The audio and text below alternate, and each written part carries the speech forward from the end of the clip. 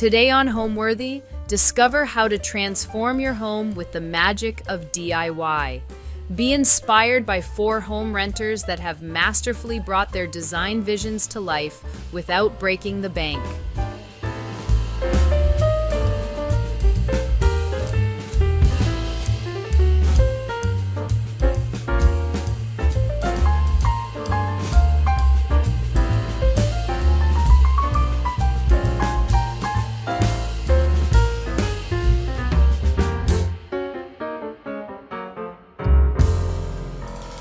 You're watching Homeworthy, where we believe every home has a story. Before today's episode, click the join button below to support all of the storytelling we do on this channel. Our growing community of members help to directly fund more videos so we can capture these extraordinary homes from around the world. So join today to receive early and exclusive access to new Homeworthy videos.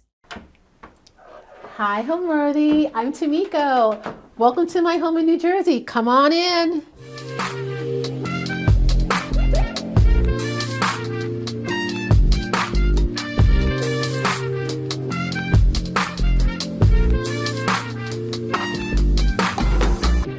You're watching Homeworthy, where we believe every home has a story. Before today's episode, click the join button below to support all of the storytelling we do on this channel.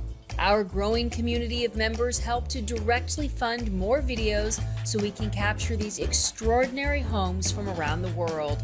So join today to receive early and exclusive access to new Homeworthy videos. Hi, I'm Tamiko Hargrove. I'm the founder of A Wanderlust Home, a luxury accessories home decor business. We are at my home in Montclair, New Jersey, and I would love to show you around. I've been living here for 14 years, and it has been, I'm a New Yorker originally, born and raised in New York City, and I never thought I would be in New Jersey 14 years later.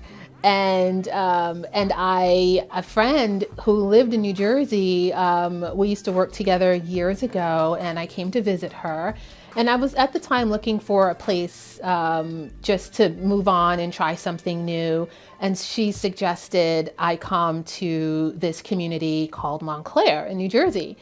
And I thought, I don't think so, but you know, she convinced me, just go look at it, just go check out the town and the property, and because she kind of knew my style and what I liked, and I still, I nothing was going to convince me I was going to move to New Jersey. And sure enough, her husband said, let's go, we have a viewing, we just kind of threw you in to see this place. And 14 years later, I never left.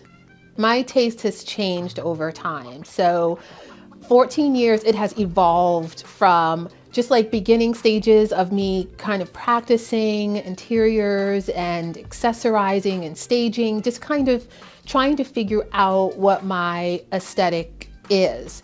I didn't know what it was. I just knew what I liked, but I didn't really know how to put it together. So I started, you'll see around in a couple of minutes, some of the decor books that I have that I'm kind of self-taught. And I just kind of studied styles and colors, and friends who are designers, I would watch them and see how they would put things together. And I, oh my gosh, in the beginning, I used a lot of beige and pink.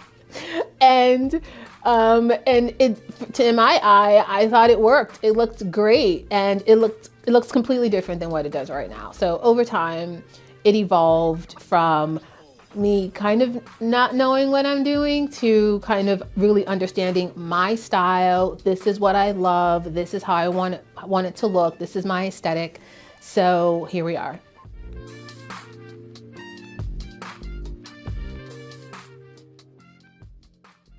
So here we are in the most colorful space in my apartment. This is all where I join the colors, saturations, the things that I love to kind of testing my practice, if you will.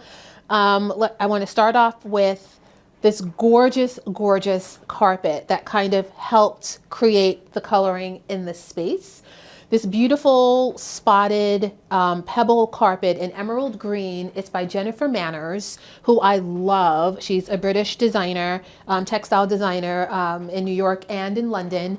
And it has all the different emeralds. Like emeralds can be a dark emerald, it can be a light emerald, and it has all the variations of emeralds, which was perfect to go with my emerald sofa because it is in front of the window and it has faded over time, so it's not as bright as it used to be, but that's okay. I never got it protected. That's why the carpet is so perfect, because it kind of have all of those emerald variations to help bring out the green, the new emerald green in the carpet, in the sofa. Again, more pink that I throw in because pink and green I think are great together. Here are some lampshades from my company, A Wanderlust Home. They're from Paris. As I said, I travel all over the world and I source these gorgeous pieces. And these lampshades are by Casa Lopez in Paris, France. And they're so cool. And I love that the material is throughout. So there's no hard piece on the inside. It's all silk fabric throughout. So you really get the pretty lighting. You really get to see the color of the lampshade, and also my hobnails, which are from Czech Republic, that more green and more pink. So the pink and the green, again, I kind of tied together because I think it's a really cool combination. But yeah, this, I don't know if you can really see it because it is filled with water, but when the light hits the hobnail, the colors are so stunning. So these wall pictures, they're by Van Gogh, these prints. And it's a funny story behind them. I was looking for something to go on the walls and I wanted like 3 pictures on each end.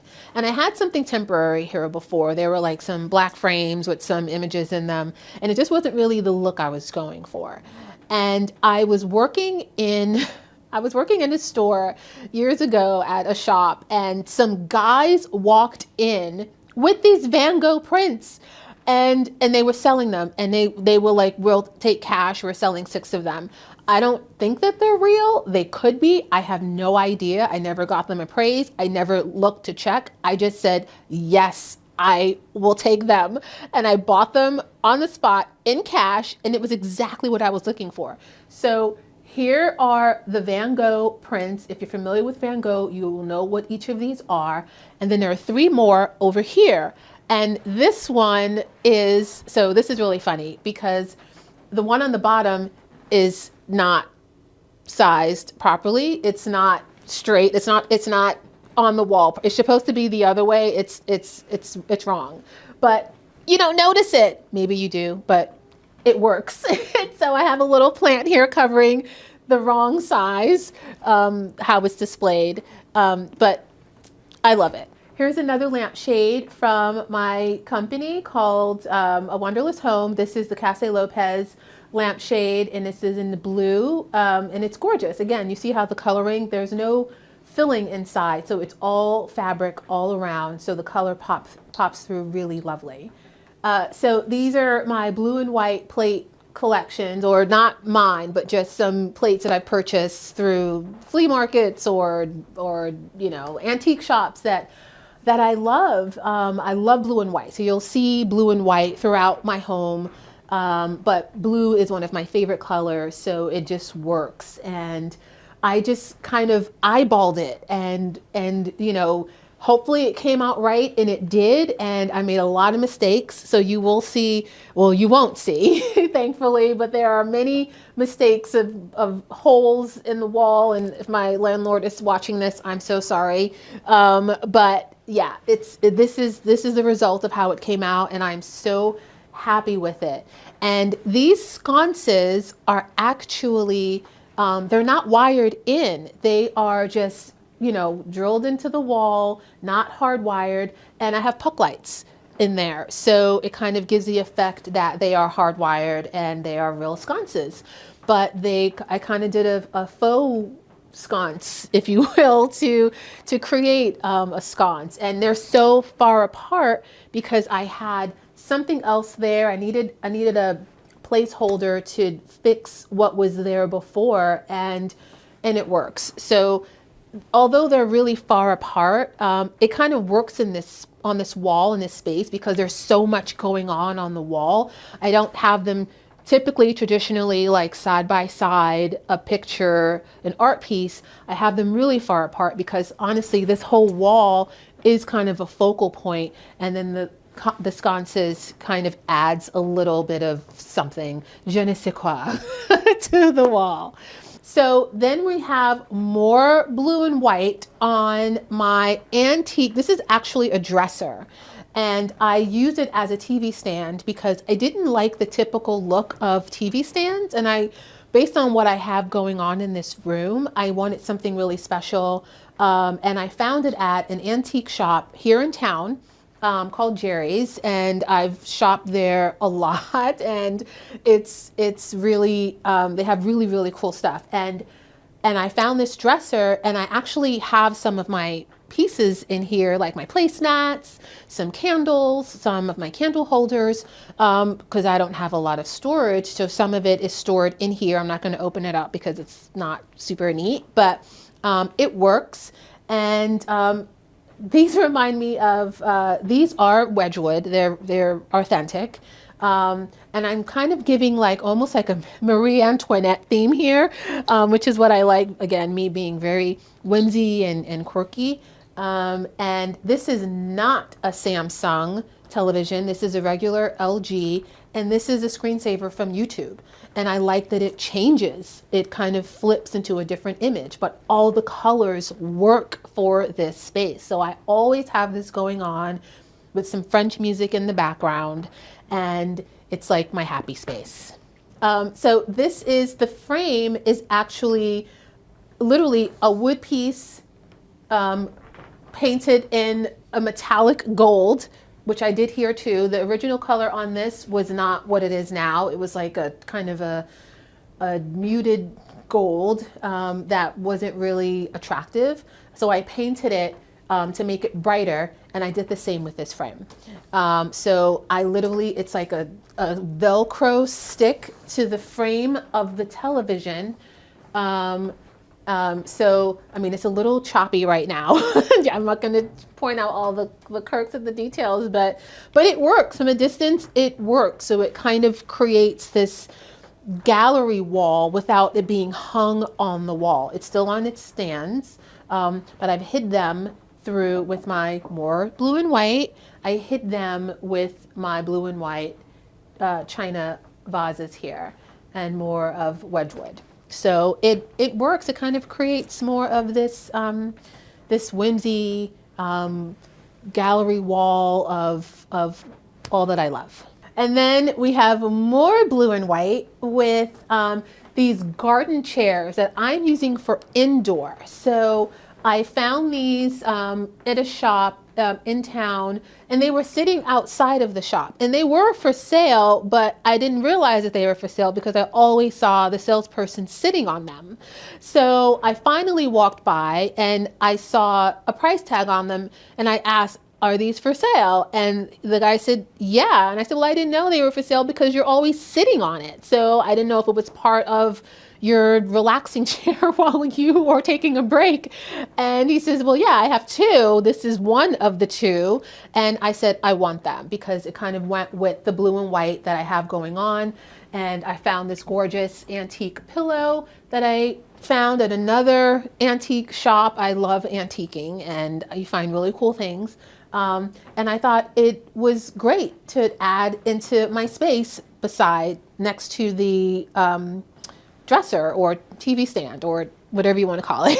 and I can store my magazines because I'm a hoarder of magazines as well. So I have every design magazine, not everyone, but most of them.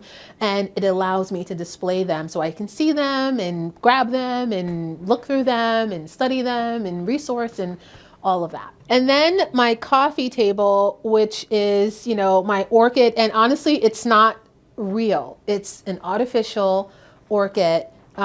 that I'm not afraid to say it because it works and I don't have to worry about it dying and waiting a year for it to grow back.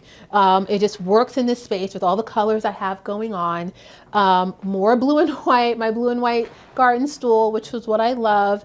And then I have my bowl of matches that has my logo on it. So every time someone gets a candle, they receive one of these matchbooks with a Wanderlust Home logo with a beautiful fuchsia pink door. More pink. so there you have it. So they're here, and whenever someone comes, or if they just want to take a match, they can, you know. And more pink in the space, but again, it ties all the green and the blue. It kind of ties it all together. It's a room of happy, a room of colors that when I wake up in the morning, this is where I come and sit and have my coffee, where I'm watching an episode of whatever, and it's my space of happy, of feel good. And there you have it. So now we're going to go into the next room, which is the dining room. What makes my home come alive is the energy that I bring to it, and it's how I put it together that makes it mine, that makes it feel like me. It's not me mimicking someone else. It's not me trying to create something to impress other people. It is my home the way that I see it, the way that it makes me feel comfortable and safe and secure. My friends laugh at me, but I call it grandma's house glammed up, because I like a lot of really comforting antiques and beautiful pieces like sofas and pillows, and it's like visiting grandma's house, which is really cozy, but it's not a place where it's, you know, you go to grandma's house and it's just for a visit. You don't go to grandma's house to stay. So I want you to stay here when you come in. It's, you know, grandma's glam, you know, with lots of colors, lots of textures, just a comforting place where I feel really cozy and safe and secure here.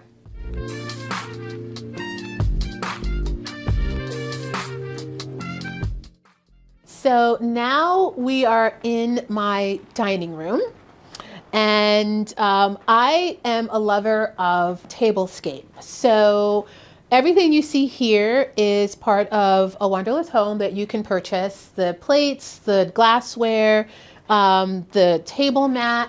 I'm getting ready for spring, so this is kind of a spring look I am trying out. The only thing that's not from my business is the paper fleur, gorgeous paper flowers, what I love. I have obsessed over these for months, and I finally got my own, and I love it, and it goes perfect with my theme that I have going on. And it's it's about springtime, it's about Easter, it's about people coming together, it's about renewal. So I have all these pretty colors that you can, you know, it feels like it's tea time in here, but that's what it's about. It's about just people coming over, inviting people for brunch, lunch, breakfast, whatever, to celebrate spring that's coming. This is also from my collection, the wicker ginger jars, which also kind of embodies spring's arrival, the wicker, the rattan, that's coming out now. And I actually call this room the blue room because obviously the walls are blue. But it also has everything that's in it, every image has blue in it. So this picture here, that kind of reminds me of me. Just kind of it says MH. I don't know who the artist is. I'm so sorry if you're watching and I didn't mention your name, but I don't know. I got it from Joss in Maine. I just saw it and thought, I love this image. It's kind of reminded me of a girl that's just kind of in chill mode. And that's me. I'm kind of always relaxed and in chill mode. And it's kind of almost like a beachy theme, where I have, you know, the lady on the beach. I have the images in front of me are of the sea, of lighthouses, the blue and white on the Roman shades. It kind of brings a sense of calm in this room. This is my corner office in the dining room. yes, I'm limited in space. I don't have a separate office, so I have to use the space that I have. And my home office is in this corner in the dining room, and it works. You'll find mirrors in every room in my home. I'm not a vain person. I think mirrors are artwork. I think they can display as an art piece, not just to always look at yourself in. So I love the shape of these mirrors. And I put them here in the corner wall, like with some Hermes boxes. That's also more decorative books that I love, more fashion magazines, and this enormous piece of art that I had no idea was this big. I didn't look at the measurements properly. Thank goodness I have the wall space for, but when it arrived, it's from Anthropologie. It was huge, and I thought, "Whoa, where am I going to put this?" And it kind of fits here, and you can see. I'm not afraid to show you some of the home mistakes I made because I was like, "It's too tall, it's too short, it's too. Where do I align it with the door?" Like it was just enormous. So I made it work. I like that it's here. And it kind of brings out all the colors in the room. Here's my bar area. I'm not a huge drinker, but I just have usually just some scotch. I love scotch. And, I have a wine fridge here with some wine, but I don't really have a huge bar going on. Some of my pieces are in here that I sell that can fit in this cabinet, which I've had forever. This is an old Crate and Barrel cabinet. I think I've had for 20 years. I'm not kidding you. And it's still here and it works. I love it. This is 20 years old and it looks like I just got it. So good job, Crate and Barrel. And just my little bench with my sailboat. I love the sea. I'm not a cruise person, but I just like being near the water, on the water, in the water. I just love, so I saw this yacht, this miniature yacht, and I said I had to have it. And it kind of goes with the blue room. It kind of goes with, the lighthouse, the beach, the theme that I didn't do it on purpose. It kind of happened to be that way. I'm just so drawn to kind of the blue and the calm and the serenity of the water. I kind of created this room, not realizing that's what I was creating it around. And then more blue and white here. And these gorgeous, I love these. They remind me of balloons. These are from Kravitz. And I just loved the shape of them. They literally remind me of blown balloons, but in glass. And it just kind of went perfect in this fun, whimsical room with more of my blue and white. And you'll also find that I'm a big fan of Buddhas. Again, I'm all about energy. I'm all about bringing good vibrations and good vibes in my space and around me. So I have a Buddha around, and just creating some really cool things that make me happy. So the trick to kind of putting different patterns and colors together, honestly, personally for me, I don't go by rules. I'm not a rule person where I follow the color wheel and it's like, this has to go with this. I think I just have an eye for things. And if it looks good in my eye and for me, it's going to work. So for instance, this console here, this glass console I got from Wayfair, which I couldn't believe it was from Wayfair, but I love it. And since it's glass and lucite, I just wanted to keep it really simple and clean. So it's already a beautiful piece that you don't want to take away from it too much. So it's just kind of staying within the blue and white. So if you're in the same color, I think you can go with a different texture or a different shape or a solid versus, a pattern. And even if you wanted to mix it up with some color, I think it's what makes you feel comfortable and what makes you happy. I'm not into rules. I'm a rule breaker. I don't follow the trend. I create my own. So I think based on what you see in this space, it's part of even my tablescape. You know, I didn't necessarily say I wanted it to be blue and pink. I just had my beautiful antique plates that I wanted to display. And usually I have a different color plate on every seat because every person that's sitting at this table is going to be different. So I'm always inviting people to be different, be themselves. We're not the same. And that's what my style and my decor and my aesthetic is. Like, I'm not like anyone else. When you see what I'm representing, it's going to be different from someone else's. So here is my plate collection of things that I curate.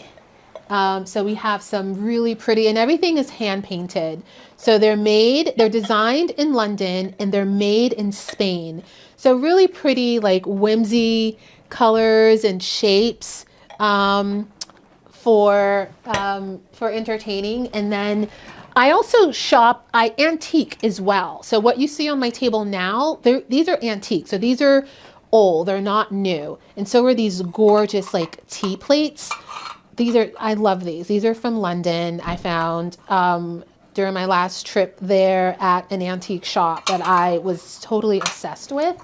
And then these are more new that are from my collection as well. These gorgeous, gorgeous plates, hand painted with, like, again, pink, which is what I love. The speckles of pink here with the painted emerald green. I sold a lot of them, but these are what's left. And then here's another colorway, and they're gorgeous. Look how pretty these are. It's perfect for spring.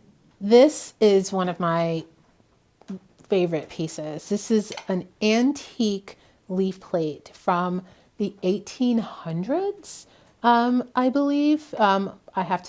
Don't fact check me on that, or if you can fact check me on it. It's on my website. It's probably one of the most expensive pieces because this is an original from London. So I'm obsessed with it. I have two, and I'm contemplating if I want to keep it for myself because they're so beautiful. But they're gorgeous. I love a lot of color. Like, color to me, it makes me happy. It makes me, it just brightens my day. I'm not someone who tones down color. I'm not afraid to use color. I used to be. So my business, A Wanderlust Home, it is based on me traveling all over the world, wanderlust, right? So it's me kind of curating more color from other countries and bringing that to my home and everybody else's home. So it started after the pandemic with this kind of craving to travel. And during the pandemic, I was decorating and remodeling, and I was stuck at home and looking at things that I put off for years or months. And now I'm forced to kind of change it because I'm tired of looking at it. So it kind of started from there. And then I couldn't find anything. I couldn't find these really unique pieces that I wanted in my home. Places where I usually shop didn't have the look I was going for.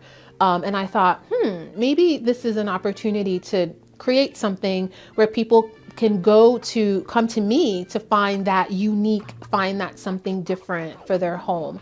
And of course, bring the color to it. So if you'll see the color in my home and some of the accessories. It's bright, it's bold, it's colorful, it's pretty, very whimsical. Which is, it's my personality, very quirky, and I love to laugh and have fun and be joyous. And that's what I bring to my business and my products.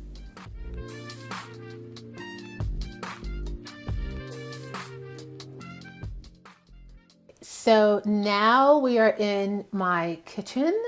And I have to laugh at this because this is my vacuum that I need to charge. So again, I don't have a lot of closet space. So I had to find a place to put my cleaning device, which is my vacuum, on a wall, but I made it pretty with some decorative plates above here so it doesn't look too harsh on the eyes when you're looking at my vacuum cleaner entering the kitchen. So this is my kitchen. It's really small. It's really tiny.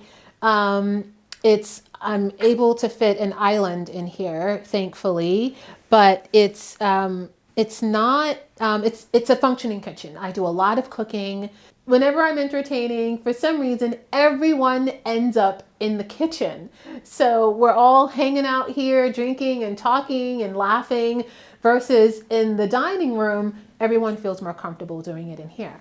So, which is, I love that. So more animals, my rabbits that are here. This is where my cooking happens. Literally, I want everything accessible when I need it. So this is my small corner where I make some really fabulous meals, and everything is right at my hands when I need it, and it's great. And including Oliver when he's hungry, he is scratching and meowing and rubbing on me to feed him. And these are his bowls that are also from A Wanderlust Home. Right, Ollie? I love colorful doors. So I painted this door red as a pop. And it's, this is an image that I put here of a mother and her child. And I just love that because it reminds me of my mom. So I got it and put it here. And also she was a cook, so it was just appropriate to have this in the kitchen when I'm cooking. It reminds me of her when I was a child and her in the kitchen. And these are some DIY things that, and you'll see it's a rental, so I didn't want to invest too much, but this countertop is a peel and stick paper, and you can see the line. I'm not embarrassed to show you. It's real that, listen, I didn't want to spend money on a new countertop, so I did it myself, and this was kind of maybe a poor DIY job, but it is what it is, and it works because I hated what looked underneath it, which was a marble thing, and it just was not pretty to the eye. So I covered it in this white peel and stick, and I also did the same with these cabinets. They were wood, and I did a peel and stick in a blue, more blue, and it's kind of peeling off here. And I wanted to just show that I'm real, and this is a living space, and things kind of get worn down because I use things. So yeah, I thought this blue was like a grass clothy kind of blue from Amazon, peel and stick, which was great. And I chose to do peel and stick because I thought painting them would be more difficult and more of a headache, which actually doing this was the headache, and I wish I had painted them. So, but they're done, and I don't have to worry about it anymore. And then also this backsplash, what I put on the wall just to kind of give a little bit of some interest. I wanted to create, adding some blue again. I love blue in every room, and it kind of works. It's kind of like this, I want to say penny tile, but penny tile is a little bit bigger than this, so maybe a pebble tile creation. And it kind of mimics the carpet, the Jennifer Manners carpet in the living room, but in blue. So it kind of works. It's kind of cool. And it's added a shelf here. The shelf didn't come with the wall. I added a shelf, put some of my favorite pieces there that I love, some antiques. This isn't a real Wedgwood. It's a replica, which I still love. I love the coloring of it. And this is a portable dishwasher because this is a small apartment, and when I moved in 14 years ago, there were no dishwashers in the apartment. So I had to buy a portable countertop one, which works great. It's clean. I'm not going to open it up, but in order to make it more appealing, I covered it in copper. My little cart here, I covered in copper as well, the top, and changed the hardware and the knobs. And you'll just see little pops of copper pop up, and I just wanted to just utilize that over in the kitchen. But this was fun to do, and you can kind of see, it's bubbling a little bit, but it warms up my kitchen. It was silver, like the sink, and it just was it wasn't doing something. And I thought if I covered it in copper, and now it sings in this room. So I love it. I am always cooking Honestly, I can do a mean, pasta bolognese, which is like so easy and fun. Grilled chicken with vegetables. My favorite grilled chicken recipe is by Anna Garten. It is my go-to. I don't even look at the recipe. I have it embedded in my head of how to make it. I make it all the time. I feed Oliver some chicken. He loves when I make fresh chicken. And these are some cookbooks that I'm not into looking at, things online. I do, but I still like collecting some good cookbooks that I look through when I want to create something interesting and good.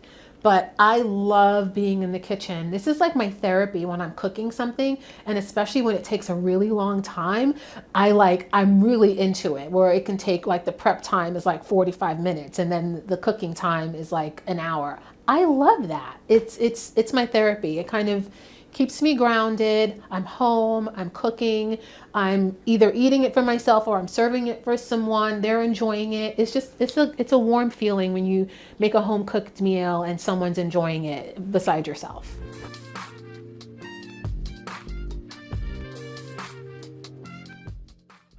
So here we are in my tiny, tiny bathroom. Honestly, I didn't really know what to do with this room.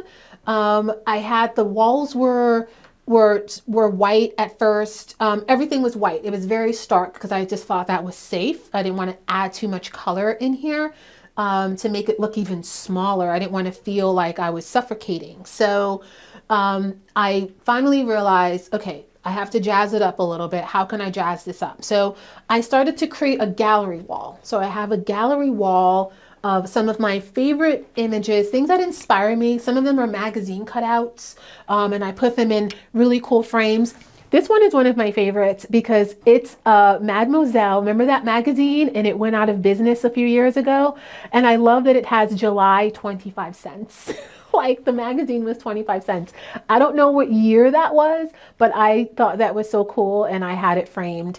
And yeah, it's just some things that inspire me that I love, some fashion, I've had this little thing here. I don't even know where I got it, and it's probably my age. It's so old, but it works. And again, I'm a hoarder of really cute things. I'm glad I don't throw anything away because I'll always find space for it someplace. And again, just, more art, gallery wall of some things, and no closet space. So I have this kind of big mirrored, I don't know, chest in here. What would you call this? To house my towels and linens because I don't have any space for it. So it's really tight in here when, I'm, trying to get myself together. These vanity lights, yeah, they're old school, but you know what? I can't see, and it provides really great lighting when I'm putting my makeup on. So I need the good light in here. So this provides a good light. I don't want sconces. I want like these kind of old school lights work for me. So I enjoy my tiny bathroom. It's cozy and I made it work for the size that it's in. So enough of this room. Let's go into the boudoir.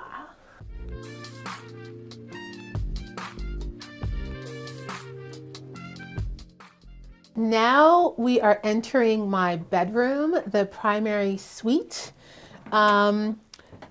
This room is super special to me. Number one, first reason, I designed this bed that you see. It is my first furniture design piece, upholstered piece, and I'm so proud of how it turned out. It is called the Felicia bed. I named it after my mom. And it makes the room. It is like so wide. I have the back drapery that I hung myself. I almost killed myself trying to get this long 144-inch rod on the wall, but I did it because I'm so determined to make things happen. I don't care what it takes. And I knew that when I designed this bed, I picked out the upholstery. I knew I wanted a specific color. I wanted it to be like, again, the blue that I'm bringing now into my bedroom. So this room is now more of a calming space. It doesn't have as much color. It doesn't have, it's just two colors. It's like a light blue, an off-white, and a white, just to kind of keep it really calm, spa-like, relaxing. This is my place where I need to go to sleep at night, where I need to take away all the stress, anything that's bothering me, it goes away in this room. I knew that once this bed was designed and I saw it, it was finally installed in my home, I needed some really beautiful bedding to go with it. So bedding is not my forte. I'll just throw a nice, blanket on it, and it's like, although I'm a decorator, like the bedding I'm not really into. As long as it looks clean and the sheets and the bedding matches in terms of color, I'm okay with.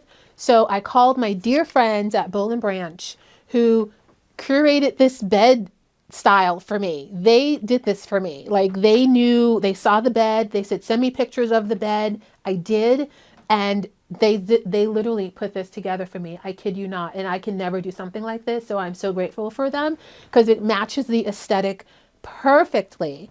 And then, so the design of this bed, you see, it's like a wing. It kind of gives you, that's how I designed it. I wanted it something that was really wide and not so like straight and just kind of cookie cutter straightforward. I wanted something with a curve, something really nice. And I feel like it gives me a hug at night when I'm going to sleep. It kind of has these wings that go in. So with that, I needed side tables that would fit in these little nooks that honestly was not easy to find. So I'm designing some side tables, but I want them to be perfect. So they're not ready yet. So in the meantime, I was looking for side tables that you would think you can find, round side tables with drawers. So not easy to find. And I was on Facebook Marketplace, which I've never purchased from there before. This was my first time. I'm a seller on Facebook Marketplace. I've never been a buyer. And I just said, let me see what's on here. And I saw these tables. The guy just posted them maybe within 5-10 minutes. And I reached out to him and said, are these available? And he said, yes. I'm like, I'm picking them up tomorrow. And he says, no problem. And when I got them, they did not look like this. So they needed a little TLC.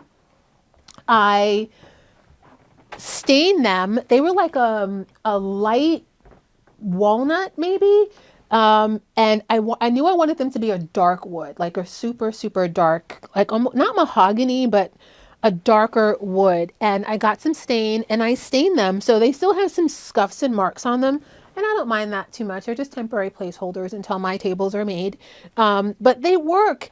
And I added these really pretty knobs and they look like, I told my friend, you know what? If I send these tables to that guy, he's going to want them back. And he's like, yeah, he will.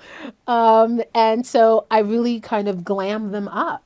And I love them. I mean, I am replacing them, but I like how they look now. This is the place that's the quiet place where I come in, I read a book. I have my collection of books here, some of my favorites. Ollie has his bed here, my little Oliver, but he prefers my bed, so he'll get out of his bed and jump into my bed, and I don't blame him. I get it. And here's my little cozy. This is an antique chair that I found at an antique shop locally in town, and they had just received it from an estate sale. And I thought, do I need to change the upholstery on it? But I love the kind of the pinstripe. It's just so fun, I guess because it's pink, more pink. And there's the pink in the room with the blue.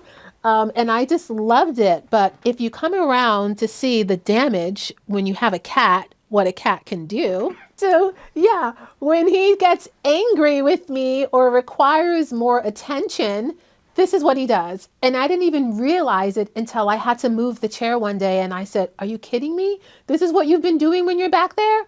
And that's his way of letting me know he's angry. So, yep. So thank God it's facing the wall. So I'm not going to get it reupholstered because the new one will get the same treatment. So it is what it is. And then this is, again, this room is just very simple. It's not a lot of stuff going on because I think the bed kind of screams like I'm here and you don't need to do anything else. So this is another antique piece that I found from Jerry's locally in Montclair, which is a really cool antique shop. And it's literally, I always have these stories when I'm looking for something and I obsess over something so much, it comes to me. And I was obsessing over a dresser. This was maybe a year ago. And I walked past his shop and this was sitting outside in the blazing heat that he just got it from an estate sale. And I thought, this must be sold. There's no way this is available. Like, it's been sitting out here. Someone has probably grabbed it by now. And sure enough, he said, nope, I just got it. Like, I just brought it back maybe an hour ago. And I'm like, it's sold. Like, I want it. And he's like, all right, give me a deposit and it's yours. And I did. So it just works perfectly in this room with the wood that's on the chair, with the side tables. It's just awesome. And more flowers and with pink, because I got to bring pink in every room.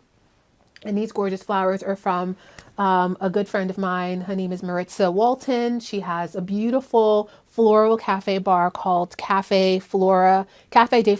And it's like, just imagine these florals in her shop when you're going to have coffee or tea. So she was beautiful. She was nice enough to make something for me. And there they are. And more art. Just, again, I'm kind of a feminist where I'm all about girl power, Women's History Month.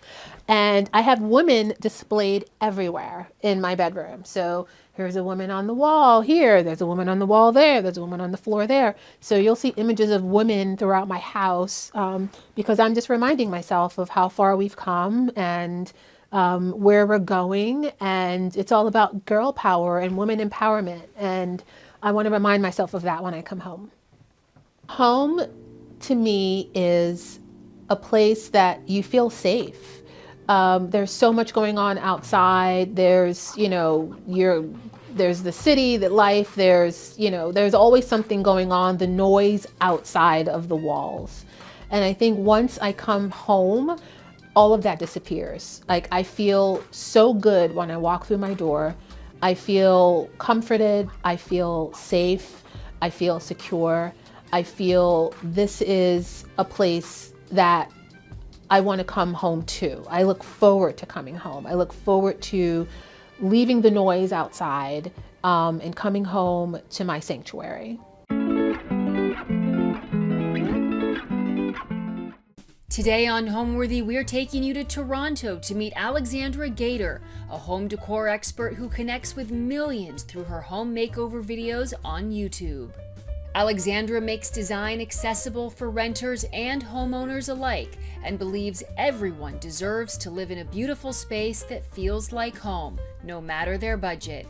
Alexandra's own home is full of character, DIY projects, and a lot of pink. Enjoy! You're watching Homeworthy, where we believe every home has a story. To shop items inspired by this and other Homeworthy episodes, be sure to check out the product links below for amazing furniture, accessories, and more. Hey Homeworthy, my name's Alexandra. Welcome to my home in Toronto. Come on in.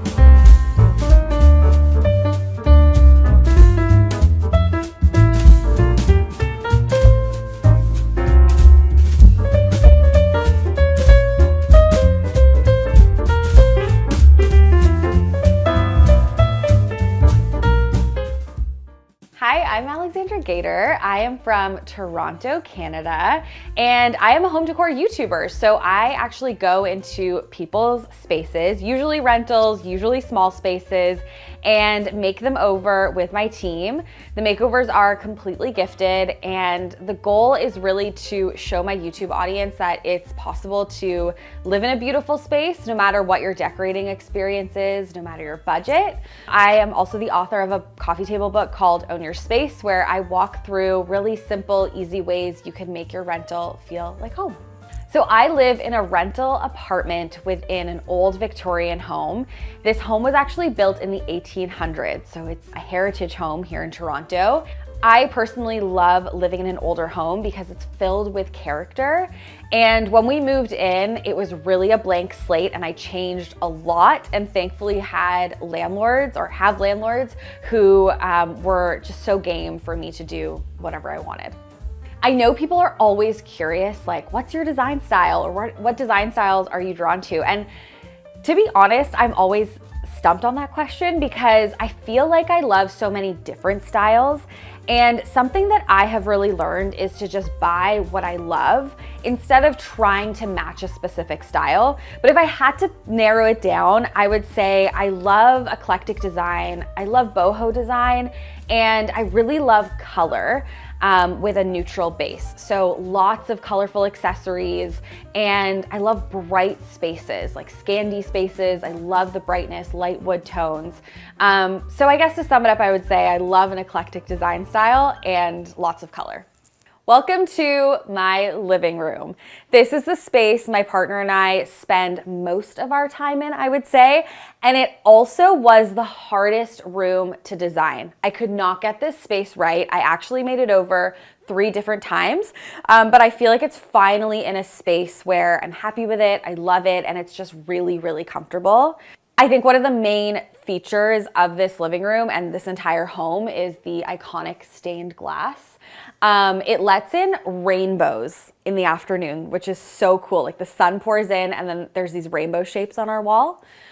Another thing is the molding. I love all the molding in this space, and I really kind of leaned into that when I was making over this wall. This wall was so difficult to get right because it always just felt really blank, really open. I didn't know if I should paint it a color, but I landed on this peel and stick molding actually from a brand called Luxe Architectural. They sell these panels that you can just stick on the wall. I painted them the same color as the wall. They look like they've always been here. And I feel like it really complements the original molding in the home, like again, adding that character. And it filled the wall a lot. Even though it's a simple detail, I felt like it really completed the space. I added 2 squiggle wall sconces from my favorite lighting retailer called Mitzi. And this TV, it's actually the frame TV from Samsung. It's supposed to look like a piece of art on your wall, so it's not this black box staring at me constantly. I love it. Underneath, this is a piece I've actually brought with me apartment to apartment. I will actually add that a lot of these pieces I've kind of collected over time, and that's what I love about home decor and rentals. You can invest in these pieces that you bring with you space to space. So this bench was white at one point, then it was actually black. It's actually a custom stain that my handyman Graham came up with for me. He mixed it custom for me and I love the color. I think a lot of people stray away from open media consoles, but this one has a shelf at the back, so all my cords are actually shoved behind there, so it looks seamless, which is really important for me. But I just love having a long space to decorate. I change up the decor around here all the time, putting my favorite ceramics and candles on display. And then underneath, I just have my coffee table books of the moment that I'm reading. I love how much color the accessories add to this space. So instead of one large coffee table, I opted for 2 side tables side by side. A coffee table is going to be quite large in here. It is a smaller space. So these are from Just Be Woodsy, and they're actually made from fallen trees in Toronto, where I live. So it really feels like we have a piece of Toronto in our home. I've kind of just put them together to create a coffee table vibe. We can move them if we want to, which is really handy. The sofa was an interesting dilemma for me because I really have always wanted a pink sofa. I had a pink velvet sofa in my old apartment, but the more I thought about it and the more this room came together, I really love how the furniture and the textiles are more neutral.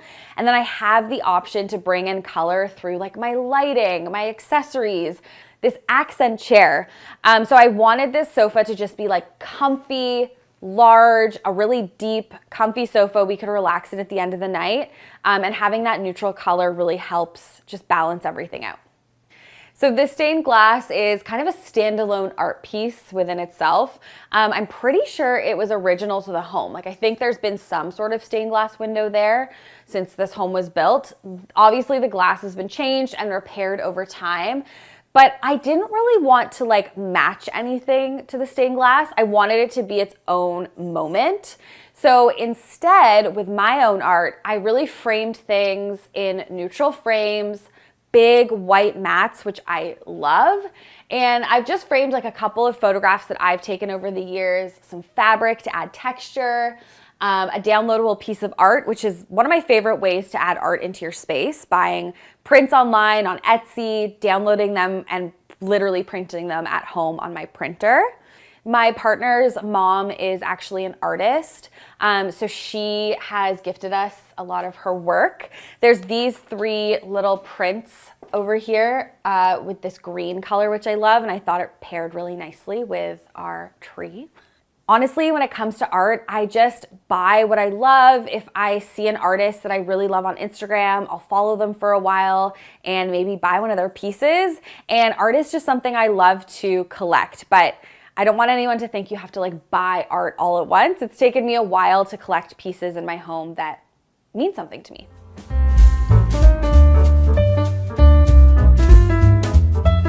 So then off of our living room is our dining room. I used our sofa to kind of create a divide between the 2 spaces. I think the hero piece in our dining room is definitely this DIY cabinet that Graham, my handyman, and I made together. This is actually an IKEA Billy bookcase with some cut down dresser drawers in here. So there's tons of storage. We keep all of our liquor, wine glasses in here. This piece definitely gets so much use during the holidays, and I love how it brings so much height into the space. Like your eye goes upward and it just makes the space feel a lot bigger, honestly. I also added a little light in here. You'll notice around my home, I have a lot of table lamps. I never turn the big overhead lights on. I come home and I just turn on all the table lamps because I love mood lighting and I love how it makes me feel just like calmer and more cozy in my space. So I love that addition within this cabinet. For our dining table, I opted for something round. I always love using a round table in a tiny space. I think it makes the space feel more open. I've added a couple mismatched chairs, and behind us, this fireplace I know for a fact was original to the home. It's not working. It was brought up from the downstairs. So it's really just a fireplace frame, but again, it adds so much character. If I could have it my way, I maybe would paint it, but I also feel like a piece like this is original and I would feel kind of bad painting it. So I like the pop of the dark wood. I think it adds something to the space. And again, just leaning into the character of it all.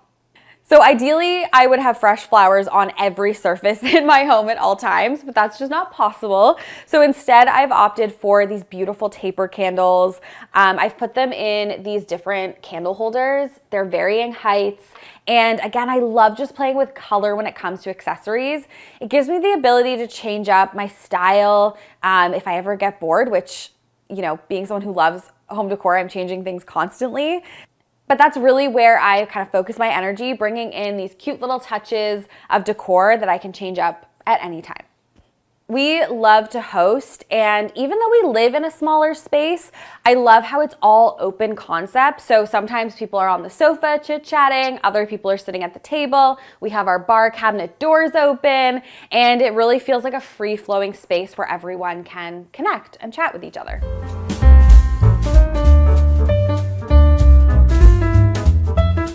Okay, before we move into the kitchen, I want to show you one of my favorite IKEA hacks. This is so handy if you have cats like I do.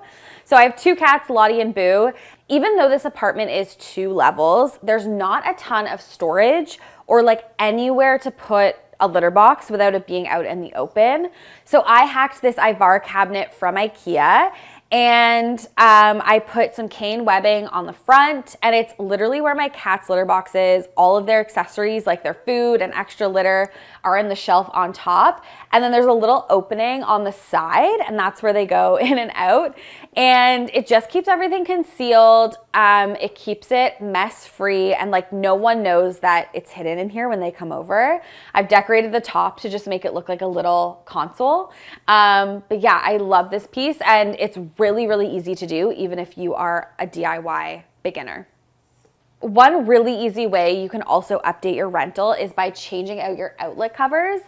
These are actually my own. I sell them on my website. I have a whole shop where you can buy like textiles. I have pom-pom slippers, and I source a lot of things from Morocco, specifically Marrakesh. I work really closely with artisans there.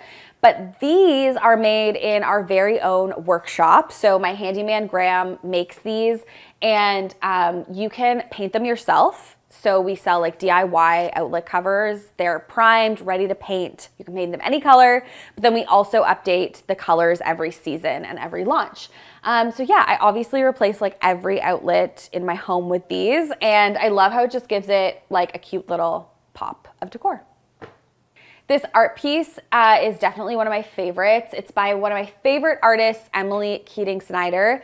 She actually has a piece of art on the front cover of my coffee table book, and her art's just really special to me. She paints on canvas and then uses different color thread to add texture to the art. So I have a lot of pieces of hers around my house. I guess this is a good opportunity to just note that yes, I have a lot of pink accents in my home. Pink is my favorite color to decorate with. Took a while to get my partner Noah on board, but he honestly doesn't mind. I feel like he's kind of used to the pink now. He was resistant at first, but I think it really just works together. And yeah, pink is like my signature color. So I love that there's just pops of it around our house. Okay, so now let's move into the kitchen. Can't wait to show you this space. This room was actually entirely different when we moved in. There were cabinets everywhere, and they were wood toned. They weren't my favorite. The kitchen wasn't really my style, but I knew it had really, really good bones to work with. The only thing that is kind of original to when we moved in is this island, which I love. It's a really functional piece, but it's like the last DIY that I haven't completed on my to-do list. I really want to add tile to the entire island, like tile the legs, tile the back of it, cover up all the white on the island, and yeah, add a pop of texture and color with tile. But that's a future project. The projects I did accomplish in here, I think the biggest change was I took out all the upper cabinets that were here and instead added these open shelves. I love open shelving. I have a lot of ceramic pieces that I love that I wanted to have on display, which is why I made that choice to take those cabinets down. And honestly, it brightened up the whole space.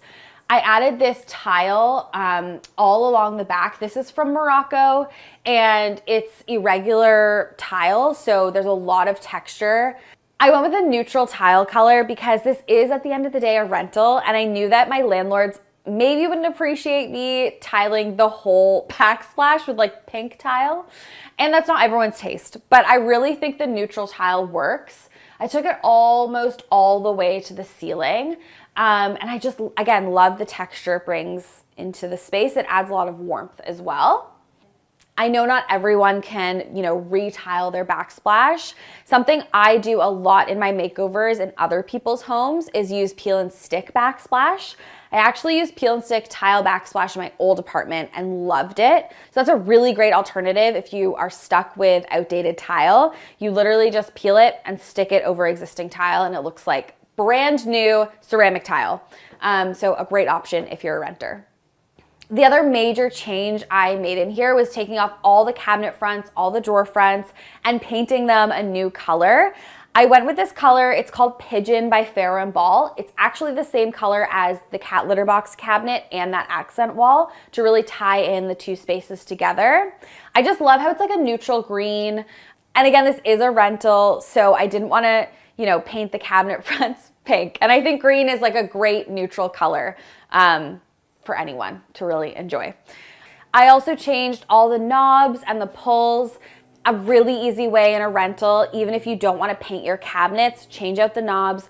I've had these specific knobs for years, carried them with me, apartment to apartment.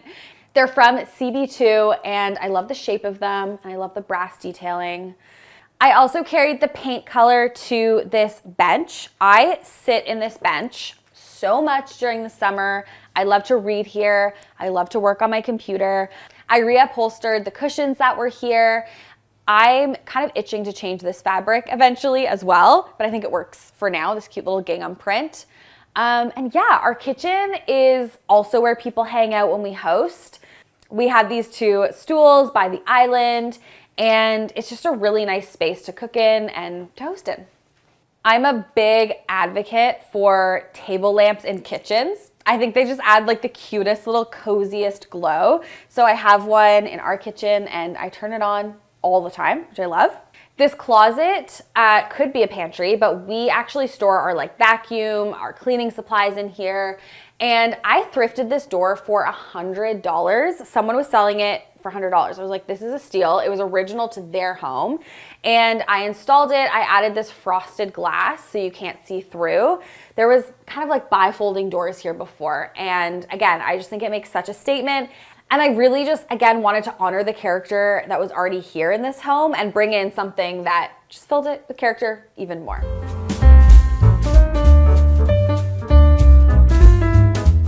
Okay, so now that you've seen the kitchen, I'm thinking we should head upstairs. I'll show you our bedroom.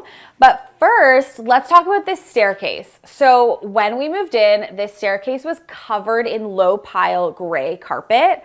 I have no idea how long it had been here. What I did know is that it needed to be removed like right away. It was the first thing I think we removed because I could not stand this gray carpet. I actually installed this runner by myself. Really easy to do. Again, if you're a beginner DIYer, it was a really approachable project. I found this runner on Wayfair. I knew my cats were gonna scratch it, which they have. So I wanted something that was a little cheap and cheerful, but still had that hit of pink. And honestly, I just kind of embrace the fact that my home is going to feel lived in. I do have two cats, they're gonna scratch the furniture. So it doesn't bother me too much. And again, I love that I went for something that wasn't super expensive. It is a rental and I knew it was gonna get a lot of wear and tear, but it works really well and I love the color and pattern. Okay, so this little hallway and landing gets so much light because of the skylight. I wanted to capitalize on that and add a cute little gallery wall. These are all hung with command strips. I didn't want to put too many holes in the walls. And it also means that I can change up the photographs really easily if I want to.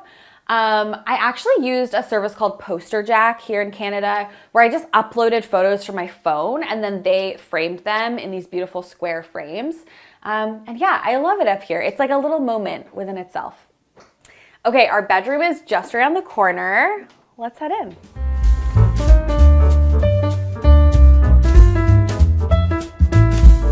Come on in. So while I love color and pattern and lots of texture, the goal for this room was really to just keep it as minimal and simple as possible. I find like a lot of clutter is not relaxing to me, especially in a bedroom. So I really just kept the design super, super simple. We don't have a rug down here. We love the old hardwood floors. They like creak really nicely. They're original. We really just wanted the hardwood floors to like have their moment. I did add a Moroccan runner beside the bed to bring in a little cozy element. But yeah, other than that, we left it pretty bare, which again was the goal. And it feels very serene in here. Like at night, I just come in here, I know it's time to sleep, and it relaxes my mind when there's not a lot of stuff around me. These wardrobes were here when we moved in. They're IKEA wardrobes. I painted them. I feel like a lot of people don't realize you can do this, but I gave them a good sand. I used a shellac primer, and then I painted them this neutral color. I also added trim on the bottom and on the sides so they look more built in. Before they were just kind of floating here. And then I added these really, really statement handles from Etsy, actually. I found them on Etsy. And yeah, I love how they add a bit of color, they add a little bit of texture, but again, still keeping it really neutral. So for the lighting in here, I added this pendant from Lulu and Georgia. The pendant was like not in the center of the room, not centered to the bed at least. So I just used a little cup hook to swag it so it hangs over the bed. Again, I love how it's neutral but textured. And then for our side table lights, these lights are actually really cool. They're from Casper, and you flip them over, they turn on, and then they dim themselves for a 45-minute period of time. So when they're all the way down, you know it's time to go to sleep, which I think is really great. And then you just flip them over to turn them off. So a bit of a quirk of this room is that this little alcove will only fit just a bed. We didn't have room for closed storage side tables, or at least side tables that matched each other. So we went for a king size bed. We just thought we would maximize the space for more mattress space. And instead I have this little floating table for books. And then underneath we have drawers. So really great for like extra linens, any other storage we need. And like our outlets and plugs where we charge our phone are also under there. So it's, again, keeping it really serene, not a lot of clutter, which I love. I love changing up my bedding. Sometimes it's colored, sometimes it's just like today, all white. But a little hack I have to make your bed feel extra cozy, especially during the colder months, is to add a second duvet or comforter on the foot of your bed. So this is in kind of a waffle material, and I have linen bedding, and I just love how cozy it looks. That's the goal, is for my bed to always just feel cozy and inviting. I have Brooklinen sheets on the bed. I love Brooklinen. I work with them often. Also have their pillows, which are like the comfiest pillows ever. And yeah, that's our cozy bed that I actually am kind of dying to jump into right now. I had seen this art print floating around the internet for a while, and it still remains to be one of my favorite pieces of art. I love it. So I love that it's just like above our bed, centered on the wall. And then I painted the accent wall a color called Sulking Room Pink by Farrow & Ball. It's one of my most favorite pink colors because it kind of skews like brown. It has purpley, browny undertones. And again, calm, neutral, but still that hit of pink, which I love. On this side of the bed is this little drawer from IKEA, actually. I stained it. I added some fluting on the front and these squiggle knobs. This is where I keep all my PJs. I keep my diffuser and my humidifier and my clock on top. So even though I don't have like a side table necessarily right beside my bed, it still really works for me. And honestly, when you're working in a small, quirky space, you just gotta find the solutions that work for you. This wood squiggle art is by an artist named Katie Gong. It was the first real like piece of art I think I ever bought. I love it. It's a piece of wood that she actually kind of heats up and then bends. Her art is so cool, and I love it just kind of tucked away here. And it just reminds me of like, yeah, buying my first piece of art and buying something that I just really loved that was interesting and unique. It used to be above our bed, but I think it works really well here. I always want optimal darkness when I sleep, so I got blackout curtains, and then I was on the hunt for a blackout Roman shade, which I think that people often think have to be custom. I found this company called 2 Pages. Their shades are really affordable, and they make a lot of sizes, so you can usually find a size to fit your window. You don't need to make them custom. They do have a custom option if you want to go that way. But they come in so many colors and again are pretty affordable, and I use them in a lot of my makeovers. So we love 2 Pages, and yeah, it gets very dark in here at night, which is the goal. Okay, that's my bedroom. We're gonna let Boo take her nap, and I'm gonna move out to the hallway to show you our laundry closet. So we are lucky enough to have laundry in our apartment. And this was such a cool project because it is a laundry closet. It had doors on it at one point, but they broke or fell off or something. And for a while, it was just this big open space. And I knew I had to do something because it was quite an eyesore. It also wasn't really functional. Before the makeover, there was just the washer and dryer stacked on top of each other, and there was all this dead space around it. So I actually made this little corner over. I was really struck by the fact that we had this closet that was just being so underutilized when it came to storage. And so these shelves, bringing them all the way to the ceiling, just maximize all that vertical wall space and now make it that we have like an extra closet where we can store things. Right at the top, we store extra towels, extra toilet paper. All of my laundry supplies are right here. They're easily accessible. And it is high up there, but I just use a little step stool and get the things I need. And we're living in a small space, so things have to be compact. And yeah, I love this laundry corner now. Like, it was such an eyesore before, and now I actually enjoy doing laundry on the weekend. I also love using interesting containers or baskets to store things. I think it's just fun to make like a moment out of function, and you can totally make function stylish, which is what I've tried to do on these shelves here with all my laundry supplies. Okay, that's the laundry closet. Let's head into the bathroom.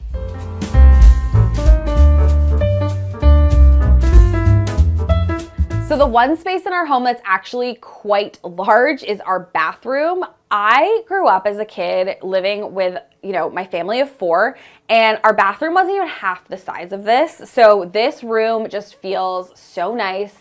I love that we have a clawfoot tub, original to the home. There's so much storage. And yeah, I just feel really lucky to have this really big space in the city. This space is covered in tile. I wouldn't necessarily choose this tile if it was my home that I owned. So I've just tried to really work around it. And a lot of people in rentals can't change tile, especially when there's a lot of it. I also couldn't cover it with peel and stick because it's just such a large surface area. So instead, I kind of just embraced it and have made the changes that I think are the most impactful. I changed the wall sconces, added a really interesting mirror. I added plants where I could, accessories, a really fun patterned shower curtain, and yeah, just kind of changed the things that I thought would make the most impact. So if you live in a rental like me and you don't love the tile in your bathroom, just bring in really cute accessories and it'll quickly feel like yours. The one tile change I did make in here was I tiled over the backsplash that was here before with the leftover tile from our kitchen. So it's kind of nice little tie-in. And fun fact, you can actually tile over existing tile, which I didn't realize. But yeah, that is the one like major change I made in the bathroom, which really works. Okay, I have one last room to show you in my home. It's our entryway, and it is much, much smaller than the bathroom. Let's go.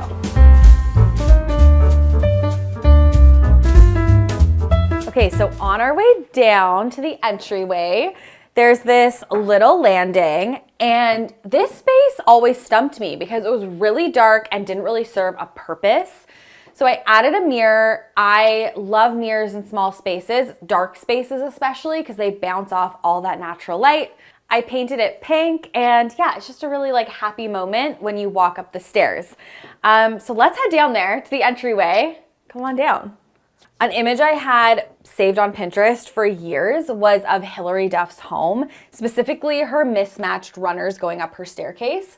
So I thought I would try it in my own entryway. I found all of these runners on Etsy. They were on a major sale, and I just kind of found ones that looked great together, and it now looks like this one long continuous runner. I love Moroccan rugs for high traffic areas because they just settle really well and they're easy to clean, which I also love. So when you walk in, I love that you see this hit of color and pattern, and it also looks really warm too. So we actually lived with this entryway, like not designed, not made over, for a couple years. And I'm so glad we did because I really understood the exact functional pieces we needed when I actually did make it over. I knew exactly what places we needed to put things. And I am so happy with this makeover because it's not only stylish, but it is so functional and it is so easy to keep organized because everything has its place. So starting with this kind of built-in entryway system that my handyman helped me create. So before we had hooks on the wall, our coats were getting piled on top of each other. Couldn't find what I was looking for ever. So now it's like a closet. It's open. We couldn't have it closed. There wasn't enough space, but I think this works. And we still have room to add more jackets, which I love. Everything that I grab and go every day, so like my purses, our winter accessories are in easy reach. Before, everything was really high up on a shelf there and we never grabbed the things we needed every day. So now I love that they're in easy reach. Up there is all the off-season items, things like winter skates and just things we don't grab for often. You may notice that the color on the walls is the same as in our bedroom, sulking room pink. I really wanted to lean into the darkness of this entryway and just make it feel intentional and warm, which this color really evokes. It evokes warmth and it really matches well with the stair runner colors as well. This is my other cat, Lottie. She's finally made her appearance. She loves sleeping in the entryway. I guess that just is a nod to how warm and cozy it is down here. She loves this shoe cabinet. This is one of her spots where she sleeps in. It's really cute. This shoe cabinet is probably my most favorite IKEA piece. I use this in so many makeovers and I've brought this specific cabinet with me apartment to apartment. It holds so many shoes, but it's so narrow, so it fits in these like little nooks and crannies. I added a custom top, same color as the bench upstairs. I added knobs, same as in the kitchen, so it all ties together. My handyman, Graham, made these custom little sunglass holders, and all of our tote bags for like groceries and stuff are in there. So as you can see, like it flows really nicely. And that's just a testament to sometimes you have to really live in a space before you know exactly what it needs to be functional. But yeah, I'm in love with this space, not only because it's easy to grab and go, but because it's really beautiful. Okay, one last piece of storage. My partner is an avid skier, and because we don't have a garage or any other storage place, his skis had to somehow fit down here. And I was like, how are we gonna fit 2 pairs of full-size skis in our tiny entryway? So I found these wall-mounted ski racks on Etsy.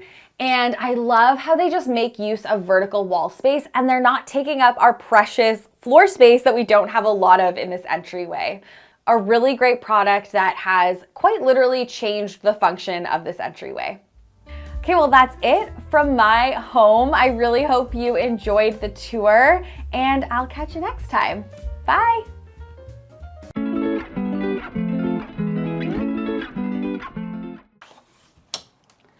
Hi Homeworthy, I'm Catherine and we're here in West London. Welcome into my home.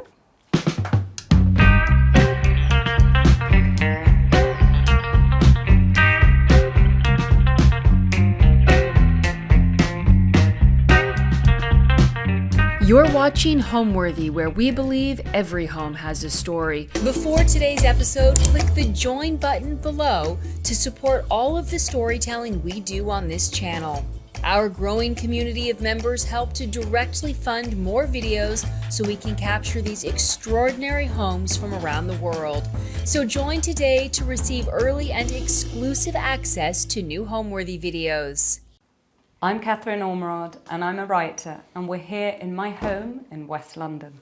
My route to this home was quite long-winded. We were basically kicked out of our last rental that we were living in as a family. The rent was hiked by over 65% and you have that sinking feeling when the email comes in and you're like, oh my gosh, we're not going to be able to make this work. Okay, we got to go and find another spot for ourselves. The kind of difficult part is my eldest kid is now in school, so you have to keep obviously within some kind of catchment area to within close walking distance ideally to the school.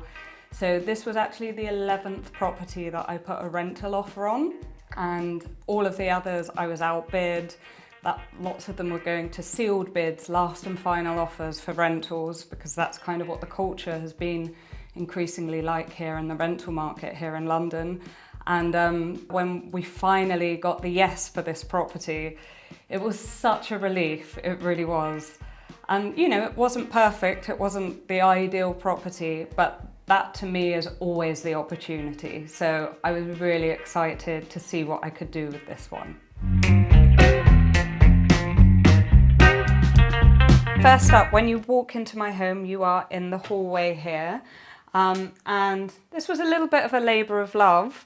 I replaced all of the wallpaper. This is my first actual proper wallpaper job I've ever done, and I've been told that it's quite ambitious to do one up the stairs, but it was actually quite manageable because you're obviously going from the skirting board to the dado, so it wasn't too bad. I would absolutely suggest someone does it. The paper here is the 2.55 Chanel handbag of wallpaper. It is Willow Boughs by William Morris, and one of the reasons that I chose it is actually William Morris was very active in the area. He set up the Hammersmith Socialist Charter just down the road, and there's a home in walking distance from me, Emery Walker House, which has been kept entirely in situ, and it's top to bottom William Morris wallpaper, and they actually have willow boughs in their entryway as well. And as this home was built at the same time, it felt like a really nice way of bringing some local heritage into the space. And then this colour, it's called Thames Reed. It's also by Morris & Co. It's really nice. It's a lovely, lovely matte. I would say that it's not entirely kid friendly, but you know, I'm always there retouching here and there. And then the final thing I did here is I put this little coat hanger, and we've got a bench, and the kids can just kick all of their shoes into the buckets. If I lived on my own, it would probably be slightly more elevated, but you know, I live with 2 boys, so that's that. That's everything there. So let's move on into my sitting room. So this is my sitting room. I started off by totally repainting it. Before it was kind of like a magnolia colour. I think you get that in a lot of rentals, and I just wanted something a little more soothing. Here there were lots and lots of very old-fashioned shelving in brackets with metal brackets with the shelving, so I took those down. I popped these floating ones up. Some annoying things as a renter. So I got here, the curtains were that much too short, but I added this really cute ticking border, and I really like the way it looks. I kind of feel that it brings the green into the rest of the room. And then really this room was about artwork. This piece here is by an artist called Ali Bassett, and my eldest son, actually, his first name is Hector. We call him Gray, but his first name is Hector. So when I bought it, I was like, this is going to be an amazing family heirloom.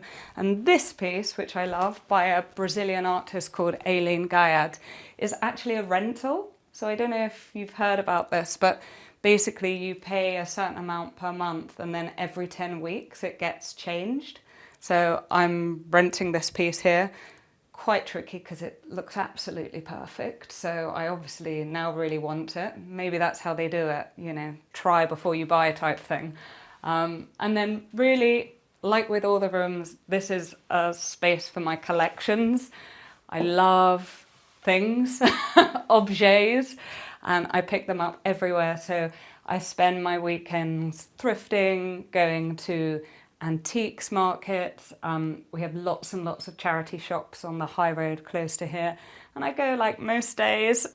Okay, so this piece was sourced by a journalist friend of mine from about 15 years ago, and she now lives out in the Cotswolds and has this amazing service where she goes and rummages around all these brocantes in France and you know, in Europe, and she comes back with the most amazing bits and bobs, and then she sells them on Instagram. You know, it goes up and people bid, and I got this one. I absolutely love it. It's the perfect colour, and it's such a good example of, you know, you could go into West Elm and get some kind of approximation of this, and then you and 6,000 other people would have that on your shelf. Only I've got this one. That's why I love it. So that's generally my vibe. So when it comes to objects, I look everywhere. And this, I mean, it's amazing. It's a little matchbox. It was put together by one of my friends, Alexandra Stedman, and she worked with an artist who, Frances Costello. I have another piece of her work in the home. And I know it's obviously meant to be functional and practical, but I use it as like a little objet on my shelves because I just love it. I love the colour, I love the little pattern, and I, you know, one day maybe I'll frame it in like a small little frame, but for now it just sits there. This fireplace, when we arrived, underneath these tiles are like smashed tiles.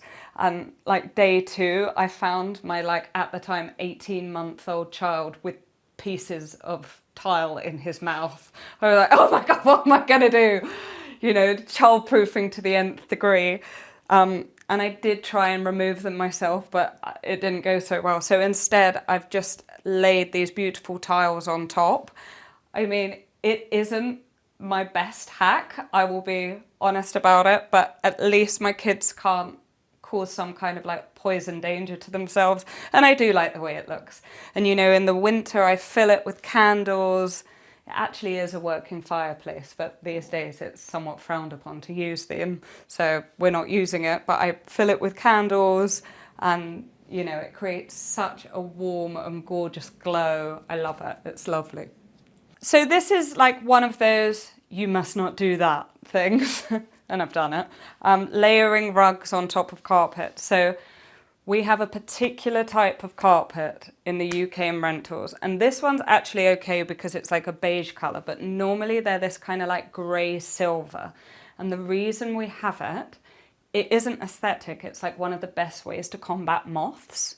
So it's firstly cheap, and secondly, it really helps landlords stop, you know, vermin or whatever, pests in the house. So you get a lot of carpets in rentals in the UK, like sometimes carpeted bathrooms, you know, it's everywhere. It's much easier for landlords to keep carpets going than wooden floorboards, for example, which require a lot more effort. But that's a big difference between London and Paris. In Paris, nowhere is carpeted. It's all like original wood floors, and you put your rug down and it looks so chic. Here we're like, oh my God, we've got the silver carpet to deal with. But anyway, that's why I always do large scale rugs. I don't really care what anyone says if it's like wrong for, you know, interior rules or something. I think it looks good. This rug is honestly about 8 years old, but I'm not going to recommend it because for about 4 of them, it created so many dust bunnies in the corner. This is a real one, you know, it's like made of wool. I've ended up buying a totally synthetic one for the bedroom, which is, you know, similar look, and I much prefer it. I would always recommend the synthetic one, which, you know, it doesn't feel quite right, but it doesn't completely send you into working for a Hoover life, picking up dust bunnies from every single corner. I really love this table. I think it's so beautiful. It's by one of the most prominent designers called Tom Dixon, and I really love it. I love a round table in general. Again, because if you have loads of people in this room, which I often do, if it's me, it's like girlfriends. If it's my partner, it's like a wee golf session. But it means that everyone can have a pizza in the middle and you all just sit on cushions around. You know, these spaces, it's not necessarily about everything being formal or perfect. And as much as I love a tablescape, and I mean, I really love a tablescape, I love the idea that you have this like more relaxed space where everyone just comes together. And if it's in front of the TV to watch a game, that's fine too. Let's go through the breakfast room. So these are original doors to the house, but no glass. Obviously somewhere down the line the glass has shattered and it hasn't been replaced. And it's one of the things that I dream of. I think this is one of the things, right? You're a renter. You look at a space and you think, oh my God, what would I do? And part of it is finding that acceptance that there are some things which probably you should not do. And I think replacing and restoring these doors unfortunately falls under that remit. But anyway, come on in. Really struggled with this room. I've kind of had a couple of iterations already, but I feel like we're just about here. This is a really beautiful 1950s reclaimed French table with like matching chairs that have the, you know, very similar design here. What I love about vintage for a rental, and vintage when you've got kids, is that it's already pre-worn in. You know, it isn't pristine. If one of my kids like knocks it or takes a chip out of it, like it's just adding to the history and charm of it. It's survived so much. It's 70 years old and now here it is in, you know, a West London family home. So, you know, it's tough when you've got furniture and you're going to be putting it into the back of a van and it might be moving here and it might be going to a storage facility or whatever. I always feel with vintage like you don't have much anxiety about that because, you know, anything that happens to it is really just part of the story. So that's the table and chairs. Here, this is an IKEA number and I have painted the scallop onto it. I always think with things like this, if it's not in constant use, you don't have to worry too much about scrapes. This is actually just a tester pot of emulsion. Like it's not even fancy special paint. But yeah, I think it really adds something to the room and then it reflects. I don't know if you can see here, but I've got these scallop shelves. So I loved this hatchway when I first saw the home. It was like the #1 thing I loved. And I could immediately see what I was going to do with it. And it's split into 2 colours. So this side is the green and the other side is the blue. I added, this is like one of my favourite things that I do is adding these trims. So upstairs in my kids' room, there are zigzags. Here we've got scallops, you know, this wavy one. I've got actual proper scallops as well. And it just adds that, you know, personal touch to something which is quite functional. And I am, again, a big collector of ceramics. Some of them I've bought, some of them I've made myself. These are some of my bowls. So I like throwing, doing my own ceramics. So that's really great. What else have I made in here? Nothing else I've made, but this is an IKEA cabinet and it is definitely 10 years old now and it has come everywhere with me. And honestly, lots of times I've thought maybe I should upgrade my cocktail cabinet, but there is no cabinet in this world that will be able to take the amount of glassware and booze that this one does. It's like the TARDIS, honestly. It's got about 50 bottles in it, probably 150 glasses or something, and it continues to do its job. I do have like anxious nightmares sometimes though that maybe the first shelf will go and it will all just end up broken, but you know, 10 years, it's not too bad. So yeah, that's a favourite. And then this piece here is a gorgeous piece by Alexandria Co. My boyfriend actually bought it, fiance. Oh, I mean, what do I call him? We're getting married at some point. But he bought this for me for my birthday during lockdown. And I was really heavily pregnant. And I just love it. I particularly love the colour. It's quite unusual for Alexandria Co's. Most of hers are in blues or different colours, but this green, I feel like it's the green of my palette. It's really funny, you know, as if I have my own personal palette, but there are colours that just speak to me and I feel like I will reproduce them in every home that I live in, and that is my green. So this green on the walls is exactly the same in the entryway, and I love that conceptually, that idea that you walk through a home and even though the rooms are different, there's some kind of red thread that pulls it together. So in the room that we're about to go into, my kitchen, I'm just telling you that, but in that room there's quite a lot of terracotta, so I brought the terracotta in here. But this green is reflected in that room. So as you walk through, there are shades that you're picking up that kind of tell a story, even though the rooms themselves have totally different palettes and different feels. These are very cheap woven storage baskets, and inside you'll find all sorts of kids' rubbish. I mean, storage when you have children is the #1 thing. Lots and lots of people ask me how my house is so tidy. And there's only one answer. It's all stashed in boxes and hidden. I mean, it all still exists, obviously, but this is where we keep like all the colouring things. And then they have chests in their own room for toys and so on and so forth. And it's that idea that they go to bed, you scoop it all up like this, throw it in, close it. Never existed. You know, adult time now. All right, so let's do it. Let's go to the kitchen. This is one of my favourites. Now, it's sometimes a little dark, so we might have to turn a light on. Welcome into my kitchen. It obviously suffers from a limited light supply. It's bright for about 45 minutes a day. We just have this little one window. So I was like, what are we going to do? We've got to lean into that, haven't we? So I decided that I was going to make these cabinets dark and moody. The before and the after of this room are quite profound, let's say. So underneath all of this is a very old IKEA, I think, maybe IKEA kitchen. But it was laminate, it was veneered, it was really, really tired. And then when you open it, the carcass is an entirely other, even older kitchen. So to say it was like on its last legs is probably, you know, a good estimation. And they were completely flat. And what I like generally, everywhere I am, is to have texture. The way I started was cutting all of these strips and firstly creating like a shaker style to each of them, and they're all just glued on with laminate glue.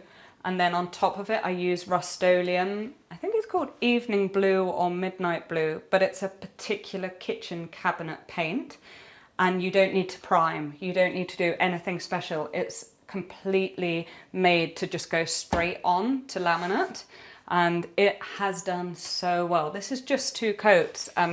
It hasn't chipped, nothing bad has happened to it. I then added all of the hardware by a really lovely independent British brand called Plank. And yeah, I mean, it took me some time, I am not going to lie.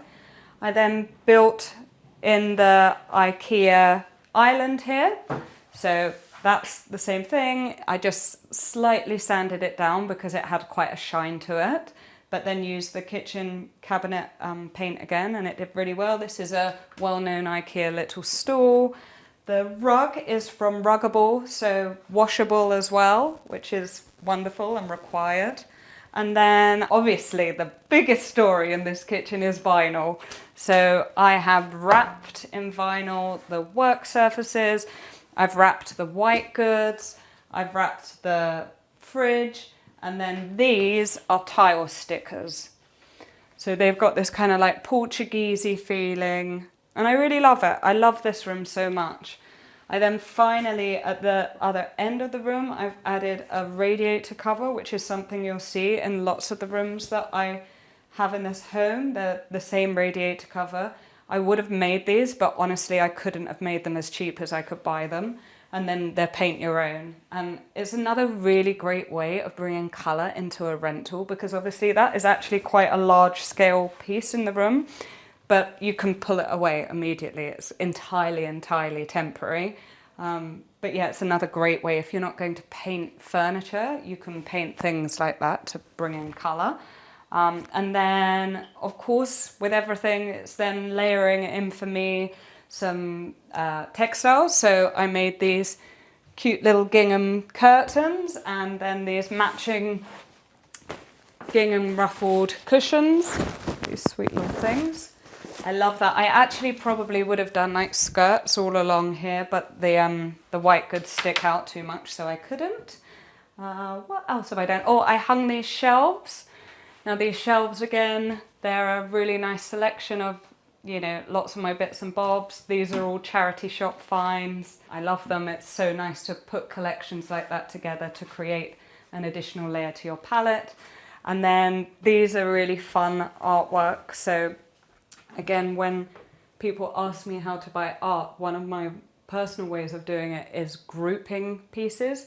So this is my bathers selection. My son calls it the bums selection because there are a few bums in there. Yeah, there's a piece by the artist I mentioned before, Francis Costello, a couple of pieces of Hockney. This is a Jürgen Teller photograph of Sofia Coppola, and then there's a Grey Marlin piece here. And whenever I come in here, I'm always like, oh, it feels like a holiday or something. And then the final really cool thing that I did here is when we arrived, this beam was like painted like pub black brown. And instead of, I absolutely hated it, but instead of removing all the colour, what I actually did is I painted it like a French cream colour, and then I used a polish on top to bring out the grain. So now what you get as an effect is a completely lighter wood, but actually it's just been painted white with some furniture polish on.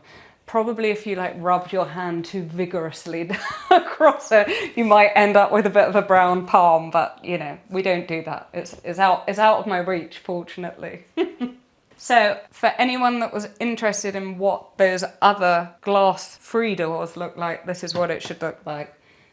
This is really, you know, typical of all of the homes in this kind of area. So they all have these original doors with these original glass. Some of them are blue and red, but we've got the green and red in this house. So this piece of art, this is like a classic millennial on the internet story. One of my girlfriends went to an Airbnb in Portugal and took a picture of herself and a child in front of a piece of art. And I was like, I need that piece of art. So I hunted it down and I found it in a gallery in Stockholm and I got it delivered to me. And it means a big love is enough, a grand love is enough. And I think, do you know what? Probably love is all we need. I remember like my nan having plates on the wall and thinking that it was super, super twee. Round circle, obviously. Now here we are, I'm doing the same thing. So these two plates are by a ceramicist called Harley Brown. She does these amazing squiggle cups and jugs that I really, really love. And I love the way they look, they're really fun. And this is a piece by the Conran store, which I just felt colour-wise was so perfect for the space. But these are the kinds of things that I would change up quite a lot. They've got a really cool plate sticker on the back. I don't know if you've ever heard of these, but you make them gummy just with some water and you put them on the back, leave them overnight, and they completely stick to the back of the plate. And then you just immerse them in warm water and then it comes off. So it means 100% you're not going to ruin your plate or smash your plate or anything like that. That one's got that on. These ones have got like claw ones. It's amazing how many different ways there are to hang a plate on your wall. So the pièce de résistance in this room, we started off when we first moved here with a very strange bathroom off the side of our kitchen. Now, this is because the owner, our landlord, is an elderly gentleman, and when his mobility became compromised, he had a downstairs wet room put on, so obviously he wouldn't have to go up the stairs. But obviously, it's quite a strange place to have a bathroom right here. So we weren't really sure what to do with like a shower, and probably for about a year, it was just used as like a store of rubbish, boxes, scooters, my bike maybe sometimes. And then one day I was like, this is ridiculous. Like, I've got young kids. It would be so useful to have a downstairs bathroom. So I thought, what am I going to do? And my plan was that I was going to bring the same sticker tile and put it in there. What I hadn't really factored in was that there are 420 tiles. So wait a second, you're going to see what it looks like. Ta-da! I like to think of this as my Lisbon bathroom. Each and every single one of these is a sticker. It took me a really, really long time to do it. And of course it's quite an unusual shape, so each of the tile stickers has been cut to size as well. I feel like this has been like a little love letter to myself, this room, because it was actually quite expensive to buy this many stickers. But I love it, and it has proven so invaluable. There's a tiny little sink here, which my kids can use to wash their hands. They don't have to run upstairs with their muddy shoes. They can, you know, it's just very practical and very useful. And I love the fact that there was already this terracotta shade in here on both the floor and in the border there. So yeah, it kind of linked so well into the kitchen. And then I made this quite silly little cafe curtain here. It's out of fabric, and actually I made a couple of them. They're like, so I can twist it up per season.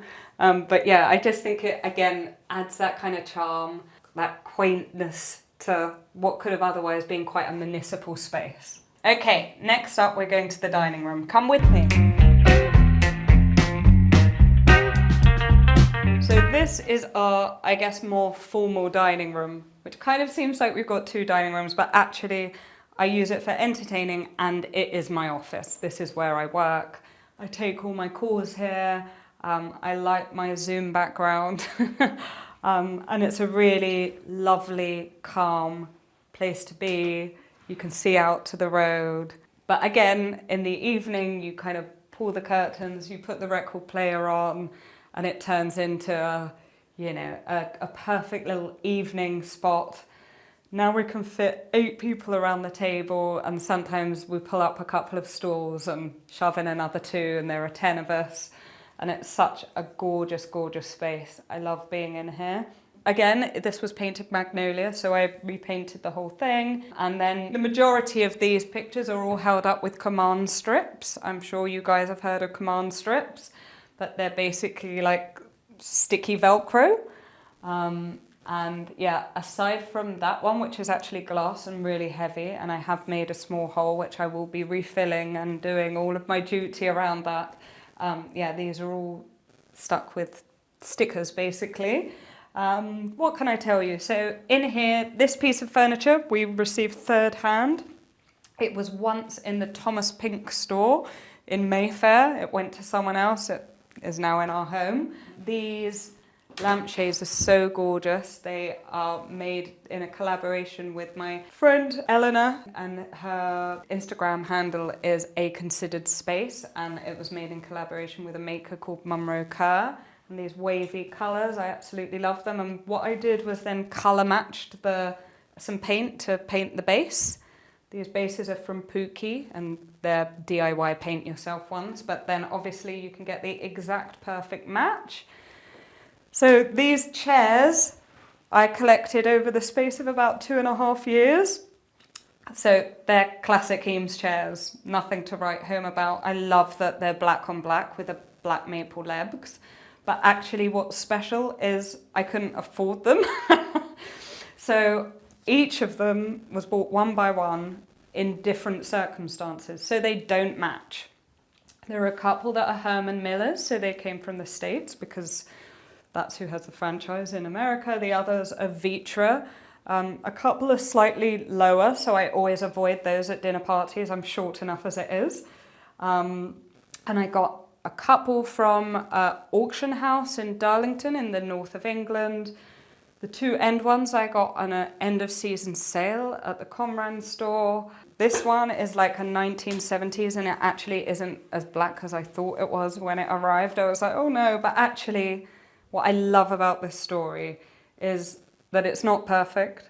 There is no other family in the world with this configuration of 8 chairs. It tells the story of our family. It tells the story of someone, i.e. me, who was not going to give up. Even though she couldn't afford what she wanted, she made it happen. And I just love the idea that there can be beauty beyond, I want these 8 chairs, I'm going to go and buy them on the internet and they all arrive at once. Instead, it's a whole story of us making it as, a young couple in London. And yeah, I love them. I really do. This is the only thing that I paid someone to help me with because it was so high up and I just wasn't confident in doing the electrics with this piece. It is an iconic piece, again, by the designer Tom Dixon. It's called the Melt Lamp, and I got it in this bronzy colour. And when you see it on, it's like a volcano. It's got flames and you're sat there at a dinner party at the table and it's got this amazing, it creates such amazing ambience. So I absolutely adore that. And then this table is a Soho home piece, but I got it from eBay for 40% of its cost, RRP, and it's still in store now. That's a winner. I feel pretty good about that. That was a really good purchase. Then what you'll see kind of dominating this room are these 2 really large scale tapestries. So when you rent, large scale artworks are so tricky, obviously, because, it's heavy and expensive and all of those things. So what I did was I made 2 really large scale frames, which cost me like £20 to make. And then I stretched blankets across them.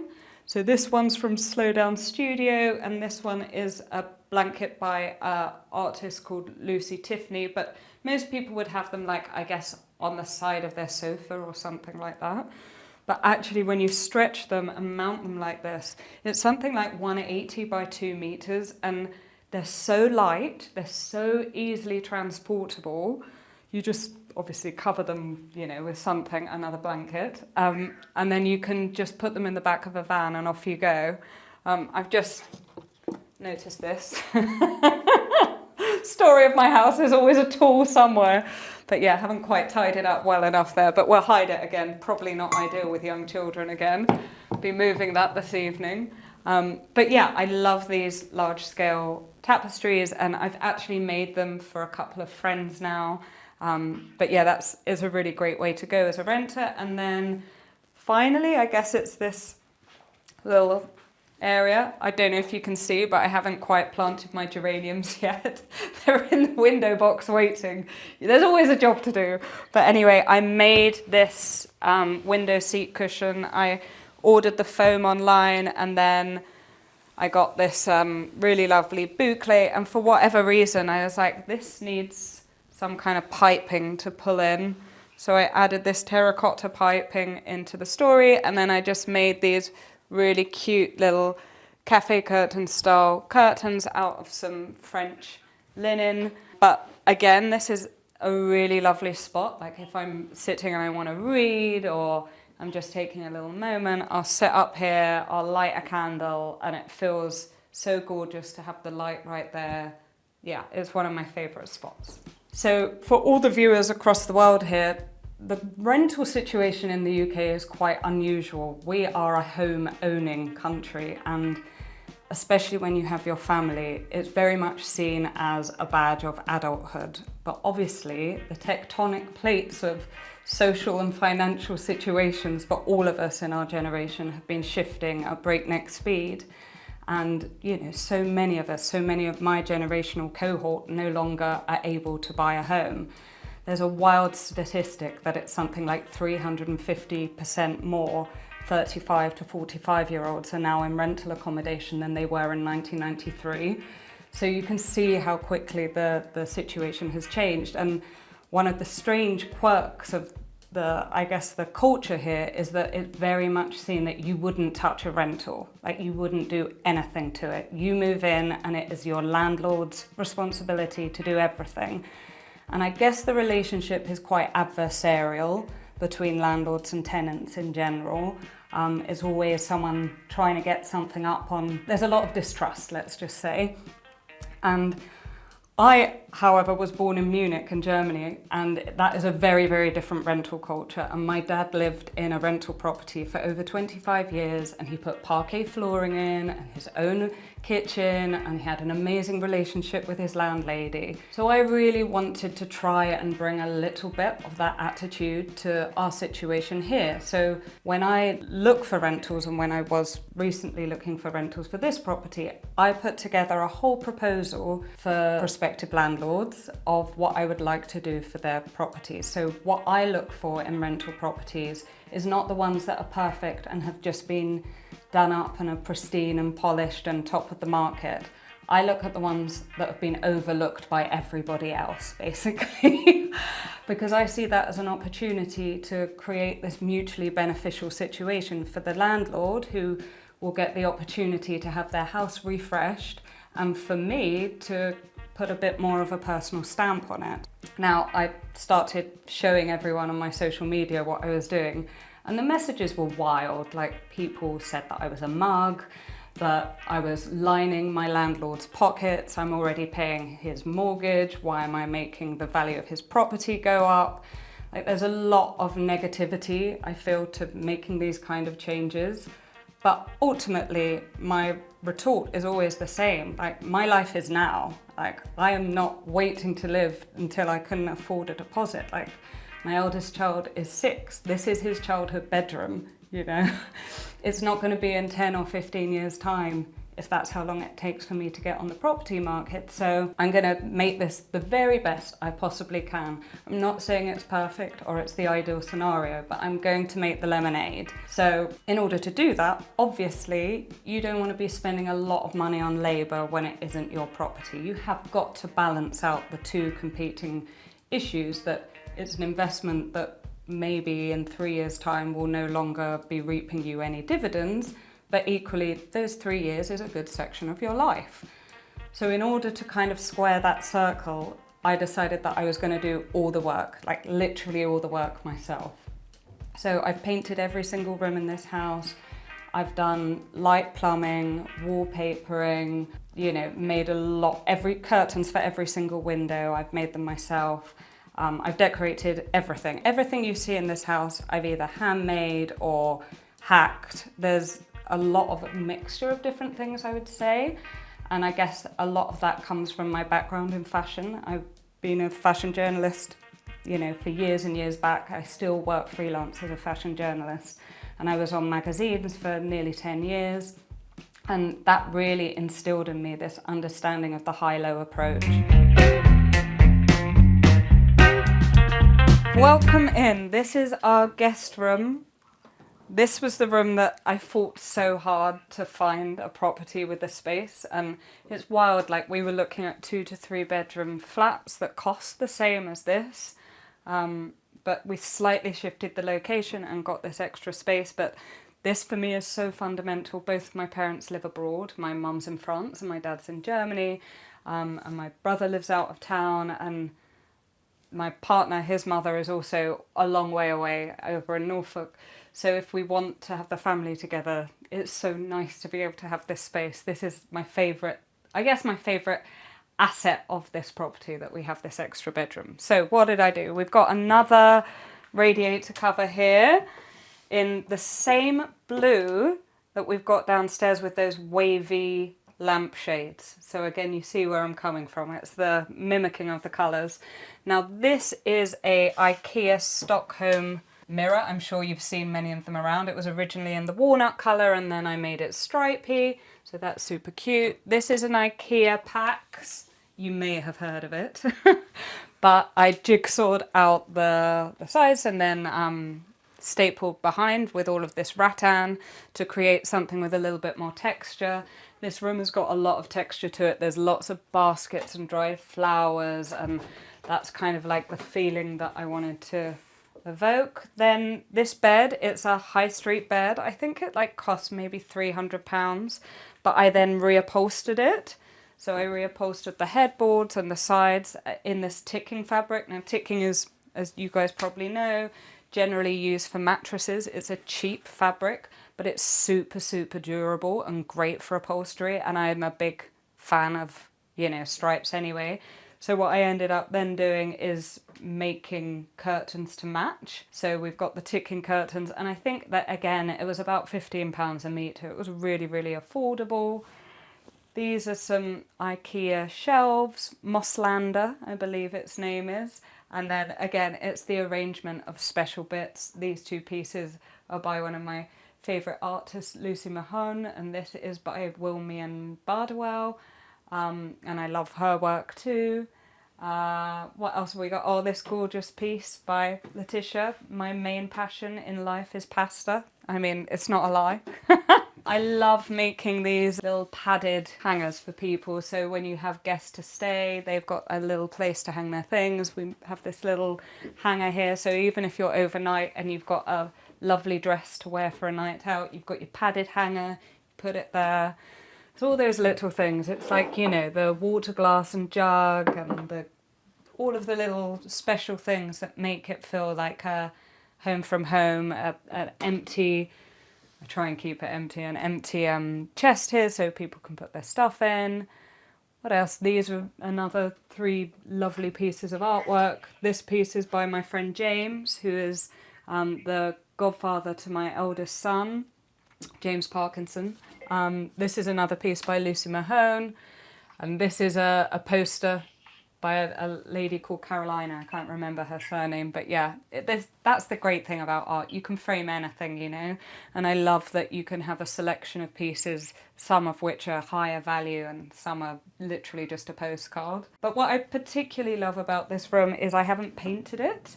As you can see, it's optic white. And it was the only room in the house that wasn't magnolia when we got here. So I was like, I'm not going to repaint a well-painted room. And I do think there's something when you come to stay somewhere about it looking very bright and clean. So that's why I wanted to do that. I generally keep white bed linen on the bed as well, and it gives it that kind of hotel-y feel. The other thing I love about this room is that it's mostly high street, low-end stores. So there's a lot of IKEA.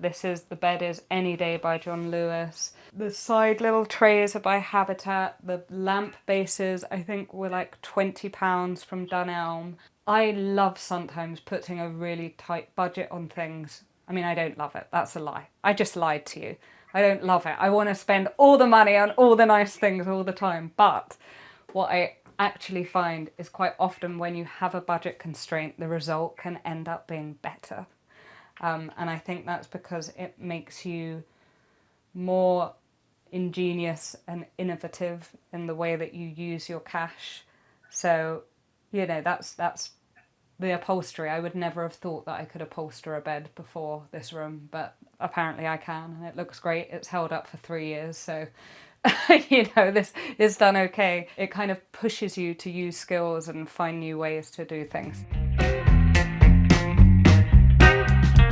This is the space that we have probably the most family time in.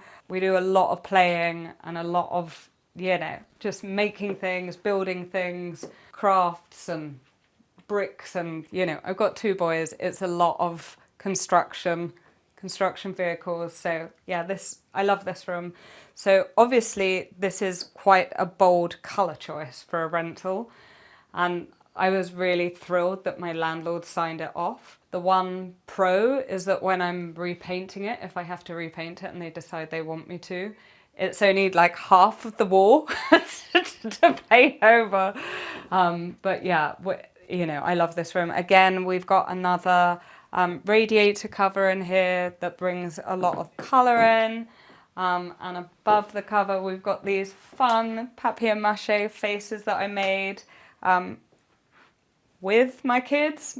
Mostly I made them, but they're really, really cute. Again, we've got some ticking curtains in this room. I made a bit of a mistake with these curtains. They're not quite long enough. It does really annoy me, but at some point I will deal with it. You know, that's the other thing I always say to people. Like, if you're going to be making things and building things, like, mistakes, they happen. They happen to professionals. You can't get too upset about it or be like, well, I did this one time and I made a hole in my wall or whatever. Like, mistakes happen. It's annoying that it's costly, but it is also the cost of gaining experience and learning a skill, and that you just have to take it on the head, have a little scream into a corner, and then go back and come up with a solution. So the solution for this will obviously be, well, I'm going to make another border, and, you know, another trim like I have downstairs, but I'll get to it at some point. So here again, I did built-in shelves. A couple of the trims that I've attached are slightly wonky, but what are you gonna do? It stands up and it's safe, that's enough. I think when you've got kids, one of the best things you can possibly do is use storage vertically, because it then clears like a floor as a play space. So you can have lots of these kind of like chests and things around, but one of the best things you can do is like go up. So that's what I've done here. And then he's got these bunk beds, and these bunk beds, oh my God, he slept on the floor for 3 months nearly to persuade me to get them for him. He was like, I need a big boy bed. I need this bed. Da, la, la, la. And now he does his best to sleep in my bed, to sleep in the spare bed, all of that. But ultimately he has this space, and hopefully at some point his younger brother will join him in here and we'll think of another use for the smaller bedroom if we're still living here. But for now, this to me is like a vital piece of the story for us, because if we were to have to move into a 3-bedroom home, we would still be able to have the spare bedroom for guests to stay. So, you know, I love this piece of furniture a lot. I also wanted to make it kind of feel like an art gallery here. So there are some really lovely pictures and paintings here. I always think with kids, as much as like the cutesy kind of like kid art is fun and all, there's also so much like actual art that is kid friendly. We spend a lot of time at galleries here. It's one of the things that we like to do together. So, you know, bringing classics in, the Rothko that we've got here, all of these different pieces. And then this piece here is really special, and we've had this in a couple of our rental properties, and it's a screen print done by a collaborative effort between a father and son called Woodism, and Woody himself has actually signed it. And Woody's autistic, and he comes out with some of the most profound statements. This one says, "I love you all the way to the end of counting," which is such a lovely statement. And then his dad creates these really nice graphic pieces, and some of the, you know, the sales go towards autism recognition and research. So yeah, it's a really lovely piece, and I always love having that here. And then yeah, it's just, as with everything, these pieces that come from all over the world, these two little like baskets, animal baskets, they came from Oaxaca, I think. One of the boys' godfathers brought them back from a trip. There are, you know, things that we've picked up. This it's a postcard that I picked up in Cape Town on a trip years and years ago. You know, these, I believe these originate in Japan. We do a lot of these kind of like paper art things, and the best ones get to go up. And then probably my favourite thing to play with in here is this little mouse castle. I don't know if you guys have them in the States. It's by a brand called Melig, and it's super cute. And I love how both my boys love it so much, even though I guess like doll's housey things are seen as quite feminine, I guess. But yeah, we love playing all different kind of role play with it, and I love the idea that they're getting some kind of like decor aesthetic education. And we talk about, oh, look at the tiles in there and look at the stripes, and then we make things together to go in it, and it's such a cute little thing to have together. I guess the overall feeling and the general feeling that I want to put out there for all renters is like, perfection isn't everything. You know, better than what it was is still better than what it was. It's great. And I personally like imperfect aesthetic. I think it feels more homely, more gemütlich, as we would say in Germany, and welcoming. No one's going to be stressed about sitting on any of my chairs in this home. You know, it's a very welcoming and convivial place to be, and I host and do a lot of entertaining here. I have people stay over a lot, sometimes for multiple weeks at a time. And okay, the wall quality is not good. Some of the new paintwork that I've done is peeling away. There are random wires around door frames, some strange electrical quirks, all of the things that you would expect in a rental, it's all here. But I hope by the way that I've decorated it, it makes it all feel holistic and not like, oh my gosh, that's so run down and miserable and sad. I kind of like bedded it into the aesthetic of the whole thing. Final room for us to go and have a look at. It's the main bedroom. It's where I lay my head at night. Welcome in. We are in an island hotel room. Something somewhat Caribbean about it. That was the intention anyway. I had an amazing trip with a girlfriend.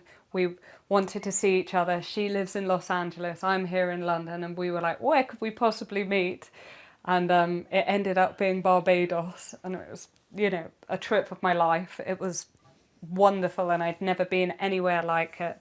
And when I came home, I was like, that feeling that I had there is what I want to recreate here. So we've got the palm fabrics here. This is fabric by a British textile designer and interior designer called Penny Morrison, and I made these curtains to go in this space.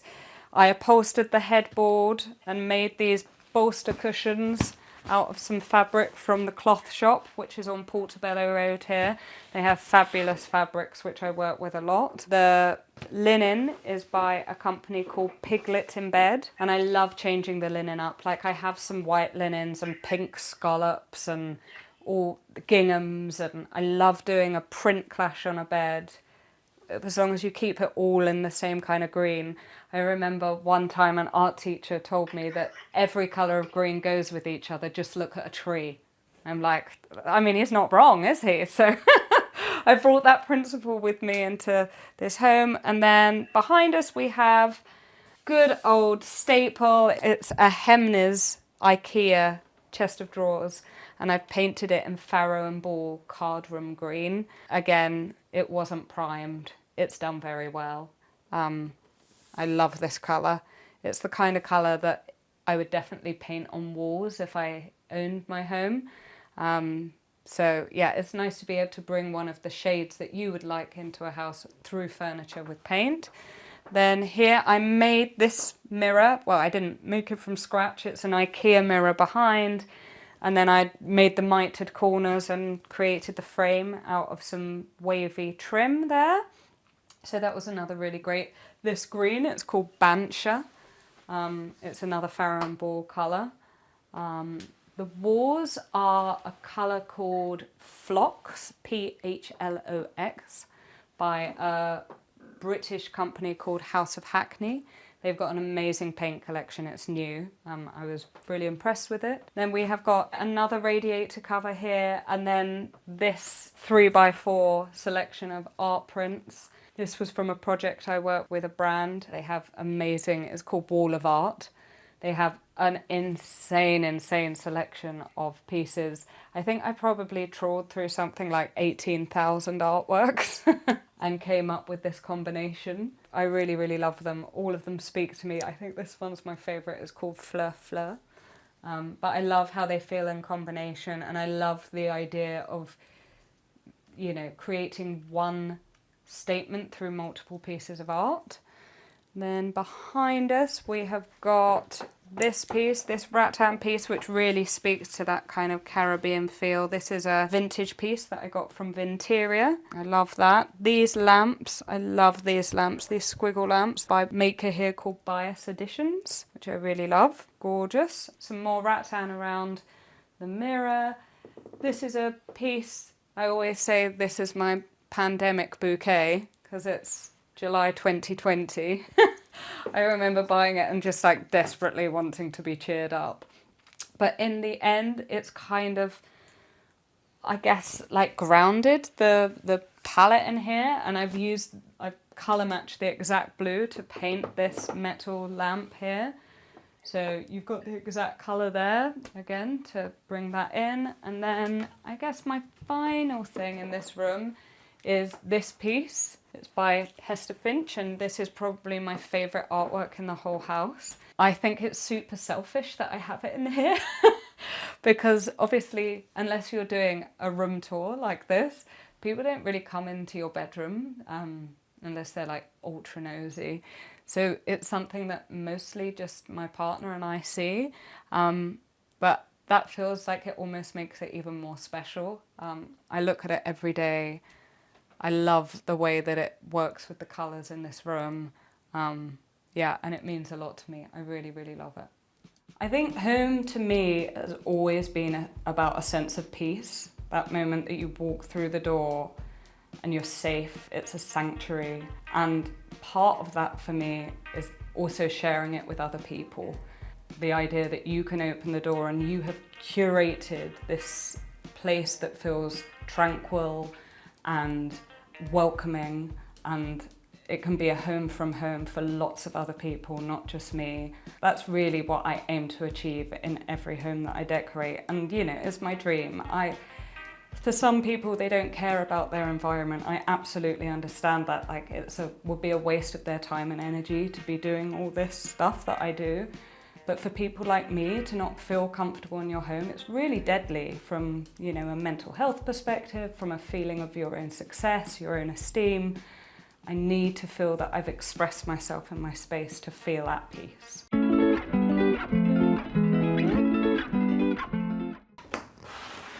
Hey Homeworthy, I'm Sophie and welcome to my New York City thrifted palace. Come on in.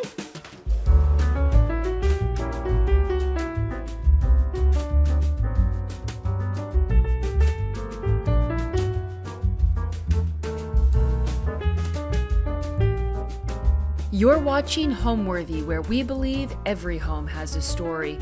To shop items inspired by this and other Homeworthy episodes, be sure to check out the product links below for amazing furniture, accessories, and more. My name is Sophie Bro. I am a professional dancer and choreographer in the city, and I've also recently gotten into real estate, so I'm a real estate agent as well.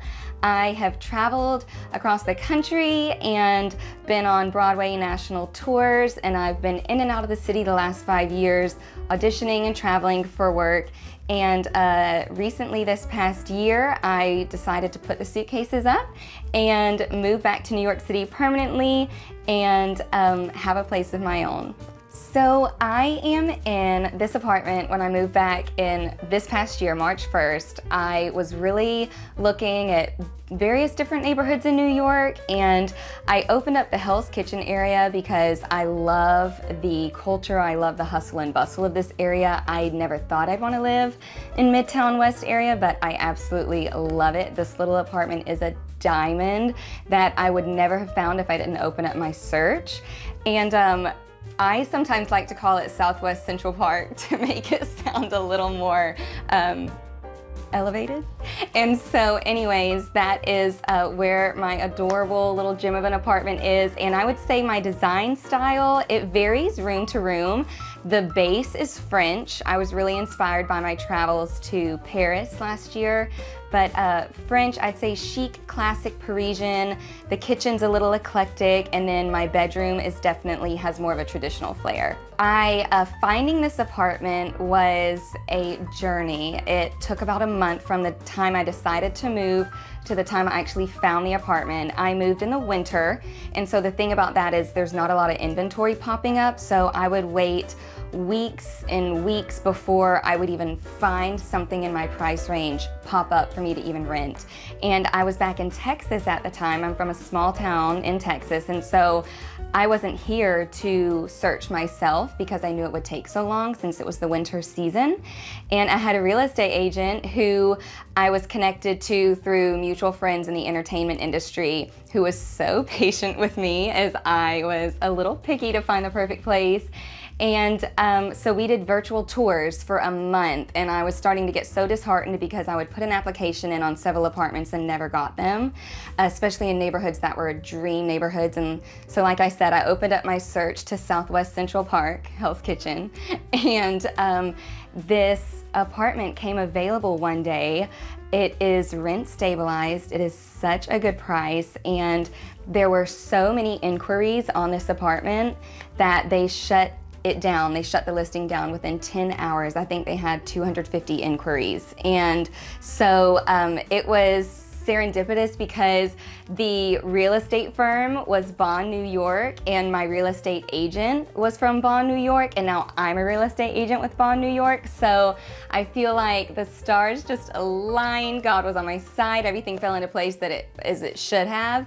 And I was one of 20 people who got to view the apartment, and I was not even here in person. It was all virtual. And I found out the next day that I got it. So it really is it's so sweet and so divine, and it is just a little diamond. It's a 1-bedroom, and it has 3 separate rooms, which is sometimes hard to find in New York City because it's just an open room, a studio apartment with the kitchen, and is in the same room as your bed, which is very common here. But in this specific apartment, I have a separate kitchen, I have a separate sitting room, and I also have a separate bedroom. And it has 3 massive closets, which is good for all my clothes and shoes. So I just feel like it was so meant to be, and it was perfect for me.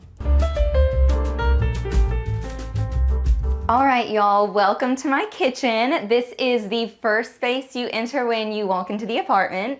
And I love this space because it's separate from the other rooms. It's very small, but I've done a lot of adding specific pieces to help with organization. The before pictures, this right here, this specific countertop was attached right here with L brackets. So this whole space was that countertop for chairs to go underneath. I wanted to utilize the space more for organization, so I took that off the wall, put that in a closet, and brought this piece from home, as well as this piece is so special to me. This is from my childhood kitchen back home in Texas. It was so perfect the way it worked out. My parents just happened to decide to renovate the kitchen in my childhood home back in January. And then I got this apartment at the end of February. And so I was able to bring this cabinet that I've grown up seeing my whole life with my mom's crystal in it up here to New York City to my little tiny gem of an apartment. And it is so special to me. And I feel like it elevates the space, but it also just feels like it's meant for this room. I feel like everything blends and flows together so well, even down to the original paint color that my mom had it. So this is so special to me. And I brought this piece from home. I love it because it has 4 drawers, so I can hide anything in there. It's great for organization. I've made this my little coffee bar. I can put baskets underneath for more organization. And also my parents, when they were doing their renovation, got a fabulous butcher block countertop for their island. And so the contractors back home cut me a piece for the top of this to kind of elevate this piece of furniture, and I love it. This is my favorite area of the whole kitchen. Another thing you'll notice is there's no oven in this kitchen, which is, at first I was so upset about it. It was such a downside, but my mom, thank goodness for her, she bought this toaster oven air fryer for her kitchen renovation and realized, and it's the little GE Cafe. It's so cute. She has the GE Cafe appliances when she did her renovation, and her oven that she has, the GE Cafe, does the same thing. It has air fryer and everything. So she ended up letting me have this, and it is perfect. I don't think I'm ever gonna want to bake in an oven again. You can roast a whole turkey in here. It has a cookie setting, air fryer, pizza. It's the best thing since sliced bread. I mean, everyone needs to get one of these, but I'm telling you, this has been such a little lifesaver for me. I think it's also, I have so many favorite things, but I think that's also another favorite thing. And then this island is a really great space. It's perfect for extra countertop, but you can also lift this up, and it's great for seating. And then in one of my many closets I have in this apartment, I have 2 little collapsible, you can get them at Target, 2 little collapsible bar stools. And so I bring those out here when I'm hosting and when we want to have dinner. This becomes my dining room table. So it's such a functional and flexible piece of furniture. And so it's perfect. I got it from Amazon, and it was the perfect size for this space. And another thing that I absolutely love are my fresh herbs here in the window. I really wanted to put them outside, but I wasn't able to do so because of the way my windowsill is outside. But I thought, how cute to just put them in the window. You can see them better. I love the copper accents. I love the like French country aesthetic that brings to the space. And yeah, I have never cooked with these yet, but I will. I strive to be the biggest homemaker out there. I am not at the moment, but I'm working on it, and I feel like the herbs are going to help me achieve that. So I really love those. I think it's just very much so the vibe that I want. It also just reminds me of home.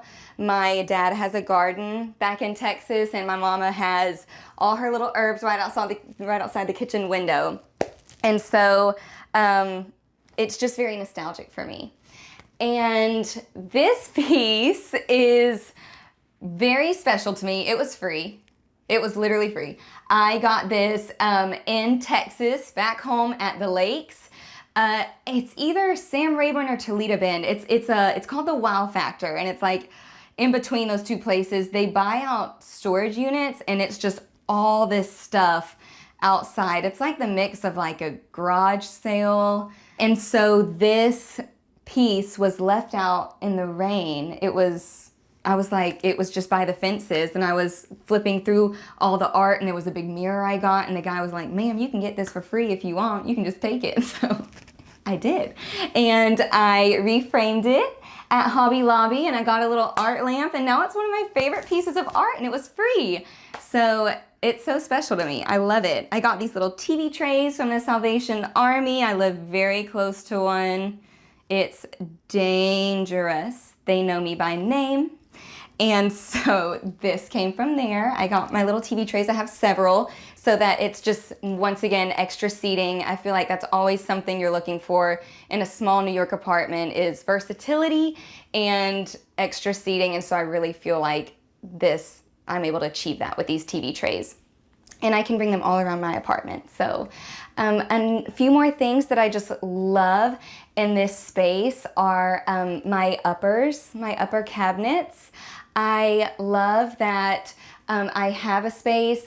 The ceilings are very tall in this apartment, and the cabinets are elongated and very tall, but I also love that I had space that I could decorate up there. And so I have my trays I brought home from Venice when I went on my trip to Italy. I am a collector of old books, and so I love that I was able to showcase my books up there. And then above this cabinet specifically, I have some very special things from just my years performing. That Oscars book up there is from the Dolby Theater. My first national Broadway tour was Jimmy Buffett's Escape to Margaritaville. And we were actually the first Broadway national tour ever to perform at the Dolby Theater. And so the Dolby Theater gifted us with those Oscars books. And so it's so special to me, and I wanted to showcase that. I feel like my kitchen is more of my eclectic artsy space, and so I thought that this was the perfect space to showcase some of my artsy things I've accumulated over the years. And I love this specific kitchen setup because it just came like this. How fabulous is this for a New York City apartment? These massive pull-out drawers that I can stick all my pots and pans in. I also have decorated the inside of my cabinets with Lazy Susans. So it's so nice for organization to get my spices through there. This was a gift. This Mackenzie Childs teapot was an apartment warming gift from my mom.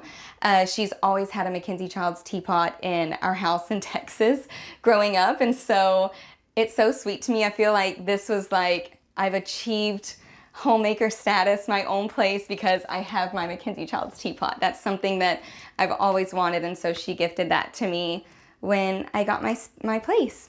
And I wanted to bake this cake anytime I host or things like that. My mom is actually obsessed with Nordic ware bundt pans. I used to bake all the time, and I don't really do it anymore, but since gotten my place, I think it's just so, every time I go home and there's an event or the holidays, mom always has a cake baked, and I think it's so sweet and southern and endearing and charming, and so I try to do that in New York. I don't bake often, but once again, it's like the herbs. I'm really stepping into my homemaker era. And so I just think it's so sweet and inviting and makes my guests feel so welcome. So I like to do that. And I get all my little cute crystal, all these finds, everything's thrifted. Every single thing you see is thrifted.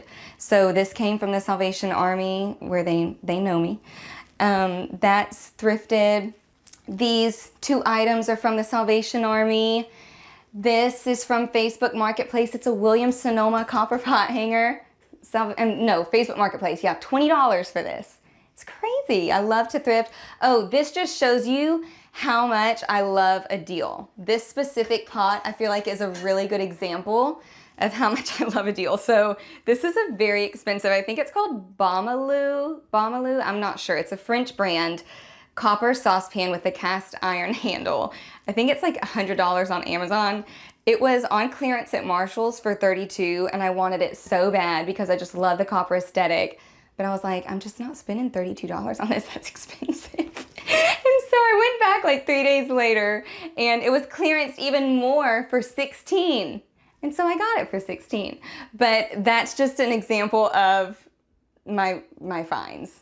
And how much I am willing to spend on things. But you know what? Patience is a virtue, and I went back and found it, and it was even cheaper. So I think it's so sweet. But that is a little bit about this space. I just love the idea of it being, it's the first place you enter when you enter the apartment. So I just wanted it to just feel so cozy and eclectic and very homey is what I wanted to achieve for my kitchen with the charcuterie boards on the wall. I really feel like I brought some of my southern roots specifically into this space. All right, that's all for the kitchen. Now if you'd like to follow me into my sitting room, but as I like to call it, the tea room. Follow me? So something about me is I don't spend a dime on anything. It is like a passion and a pursuit of mine to find special items for as inexpensive as I can get them, and I feel like that comes from people not really realizing sometimes what they have. I shop on Facebook Marketplace. I shop estate sales, garage sales, Salvation Army. Those are some of my go-to places that I find, and various local thrift stores that I find some of my treasures. And yeah, I just feel like I have so many pieces that I've collected over the years. This apartment is made up of so many treasures just that I've just slowly collected and curated over the years. And I have gotten a lot of beautiful pieces for free and also just very inexpensive. And so yeah, I love to thrift, and I love to find fabulous and very special pieces that have a story on a dime. My mom is, as far as the design goes and how much I love interior design and thrifting and making spaces special and feel cozy for my guests, I feel like I really inherited that from my mom. She is a retired interior decorator from my small town in Texas, and she's the same way. She puts people's houses together on a dime. That's what she's been known for. And I feel like I definitely get that from her. Through the years growing up in our house, for the holidays, they would be over the top.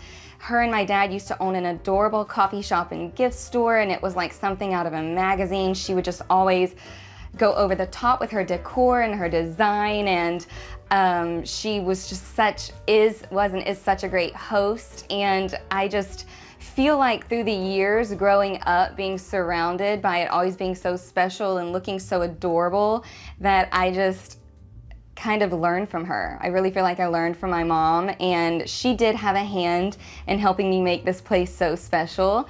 And yeah, I feel like I get my design eye from her. It's just kind of a learned thing, and I've always been so interested in it. I've always been so interested in magazines. When I was little, I would flip through magazines and pull inspiration, and so this has just kind of been something I've always loved and had a passion for. And then with the help of my mom, I was able to really refine it over the years.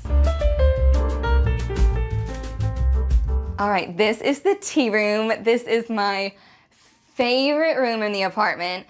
The reason we got the name the tea room is when I was hosting some of my friends, one of my friends who is from my very first national tour I did, we performed together, he came in and saw it and was like, oh my gosh, the tassels, the drama. So he said he feels like he should be served a glass of tea. He was like, this is very tea room vibes. And so the name has stuck. So this is the tea room. It is so special. The entire room was built around this coffee table. The entire room was literally inspired by this. I got this from the same place I got the free art, the place at the lake back in Texas. This is a John Richard fine furniture coffee table. Look this up. It is expensive. It was $100 at that place, and we did some wheeling and dealing, and they said it had been there for forever, and I ended up walking out with this coffee table for $50. That's 50 $50. So this is like my prized possession. I love it. It's so special. I have bought it years ago and I've just been saving it for the day I got my apartment. And so I love it in here. My dad got me this coffee table book when he was working in Dallas. He also loves thrifting. He's always at the half price bookstore. So he got me that and brought it all the way home in his suitcase. It's so heavy. I have so many just special finds in here. These candle holders are from the Chelsea Flea Market, which if you live in New York and you have not been, you have to go. There's so many good finds there. I also got this little copper bowl from the Chelsea Flea, and I love to have candies in it for guests. I want it to be so cozy and feel at home for them. And I've always loved the aesthetic of fresh flowers are everything to me. My parents love to garden. Their outdoor space back home in Texas is so comfy, and we're just outdoor people, and so I try to bring that inside to this space. And I just love the idea of a big floral arrangement. Normally I have something higher, but this table is so long and oval, and so I really like the idea of this low arrangement and it being wider and taking up a little more of the space. So I really love that. I love fresh flowers. I have my cozy little nook over here. I actually have another one of these chairs in the bedroom, so when I'm hosting, I bring the other one and I set it here and to have more seating. I have a lot of little flexible stools and seating pieces for when I have guests, but this little chair was $15 from a thrift store in Beaumont, Texas called the Treasure House. It was literally $15.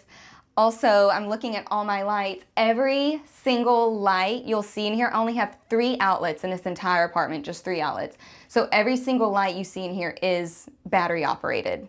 So there's nothing hardwired into the wall and there's nothing plug-in. Everything is battery operated. So I have these sconces here with the battery operated candlesticks I got from Amazon. I have this little battery operated light I got from TJ Maxx. And so that is New York City apartment living, very renter friendly things, and I love that because it's easy and you just recharge them when they die. But these wall sconces I got on Facebook Marketplace. I traveled like 2.5 hours to get them, but I loved them. They were exactly what I was looking for. I wanted the chandelier effect. I wanted a mirror. It had everything. I found this fabulous mirror for $39 at the Salvation Army that I live very close to. So that is that's so dangerous. But that's also why I love this apartment, is because I live right next to a Salvation Army. So this mirror came from there. All these little books are so special to me. They are from Etsy, which is a great place to find antiques or just very special, unique gifts for people. But my mom got these for me for Christmas. They are French books, and they're like French theater books, which is so special because I dance professionally and do theater, so those were really, really special to me. And then I have so many little knickknacks and artifacts and art from all of my travels as of recently in the past 3 years. And so when I went to Pisa, I just loved it and wanted to get me a little leaning tower. I thought it's so cute and it fits this space perfect. Over here, I have this curio cabinet that was, I think I spent like $25 on it or something. I mean, it was such a good deal. And I got this at a garage sale back in Texas when I was deciding to move back. And I had a vision for this, to put all my bags in it. That was the vision, that was the dream. I wanted just all my bags in the curio, but unfortunately, we could not get the mothball smell out. We tried everything. We tried vinegar, baking soda, everything. It did not work. So anyways, I just decorated it instead with some of these little designer books that were 10 cents a book from the Treasure House in Beaumont, Texas, the same place I got my little green chairs. But I got all my little designer books, once again, fresh flowers. They just make it so sweet in here. And I have these mirrors, I would say, are 2 of my favorite things. I have so many favorite things in this apartment, but just things I've collected. But these mirrors I got from my travels. I brought this home from Venice. When I went to Venice, I just wanted to come back. When I went to Italy, I just wanted to come back with a mirror. That was my whole goal. I want to come back with a mirror. And so we actually, the whole trip was taken for my cousin's wedding. She got married in the UK, and I'll never forget the Uber driver was like, what are you most excited about for Italy or for the trip in general? And I was like, getting a mirror. And he was like, how are you gonna bring it home? But it's little, it fit in the carry-on. But this is just so special to me. It's an antique, and it's just exactly what I envisioned that I wanted. And I was able to find it on the last day, truly like right before we left. So that was so special. And then this little easel mirror I got from Lyon when I went to France at the little antique market there. I forget the name of what it's called in Lyon, but I got this there. And I got it for $20. And then I went to Arles in the south of France when we continued our travels, and I saw this exact mirror for like $180 in an antique store. So a steal. And then this is a little drawer pull that my mom got when we went to Siena. And there was a little antique market in Siena, and it was a girls' trip with my mom and aunt and I, and Mom surprised us with this. She bought it, we didn't know, but we opened it last Christmas, and she said that she's been holding it. This is what she bought for us in Italy, and I just think it's such a cute little piece of decoration. I think it's so special. And my little bust, this is one of my favorite things. I got this in Pisa. Outside of the Leaning Tower, there's all these little like shops, and yeah, it's just a big, almost like outdoor gift shop in a way, but they had just buckets and buckets of these little busts. And I liked this one specifically. It was the display. I liked it because it was dirty. I liked how dirty it looked because it looked more antique.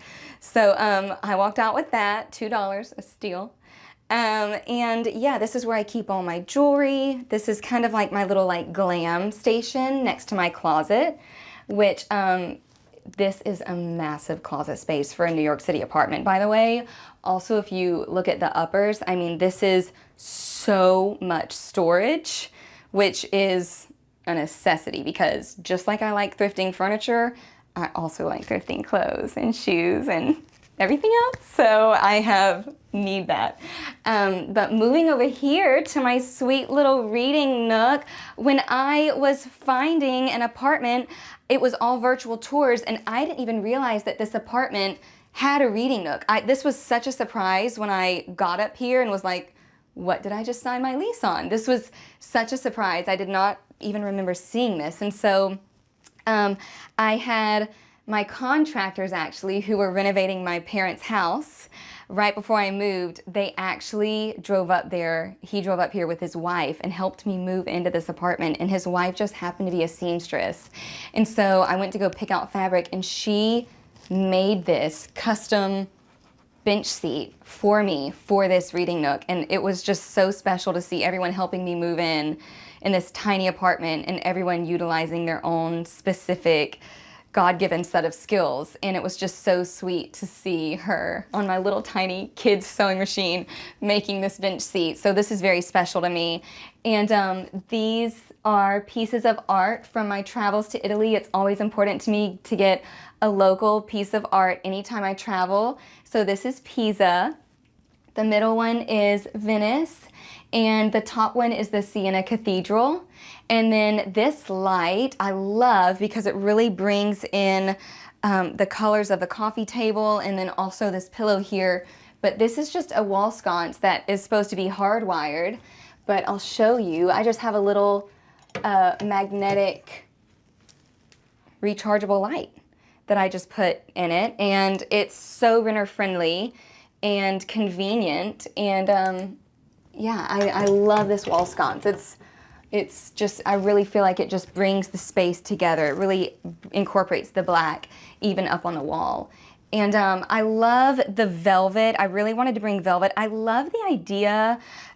This is just so inspired by when I was in Paris, but I love the idea of different textures and different prints and different patterns. It's like the more the merrier for me. And so I really wanted to bring in a little bit of velvet here. And then once again, I love the idea of a window box. I really wanted to have a window box outside, but it's just not possible with my ledge. And so I saw this acrylic vase and thought that was a perfect way to bring the window box aesthetic on the inside. And so I really love this. I love filling it with fresh flowers. And I think it's so chic and glam, and I just love pops of color.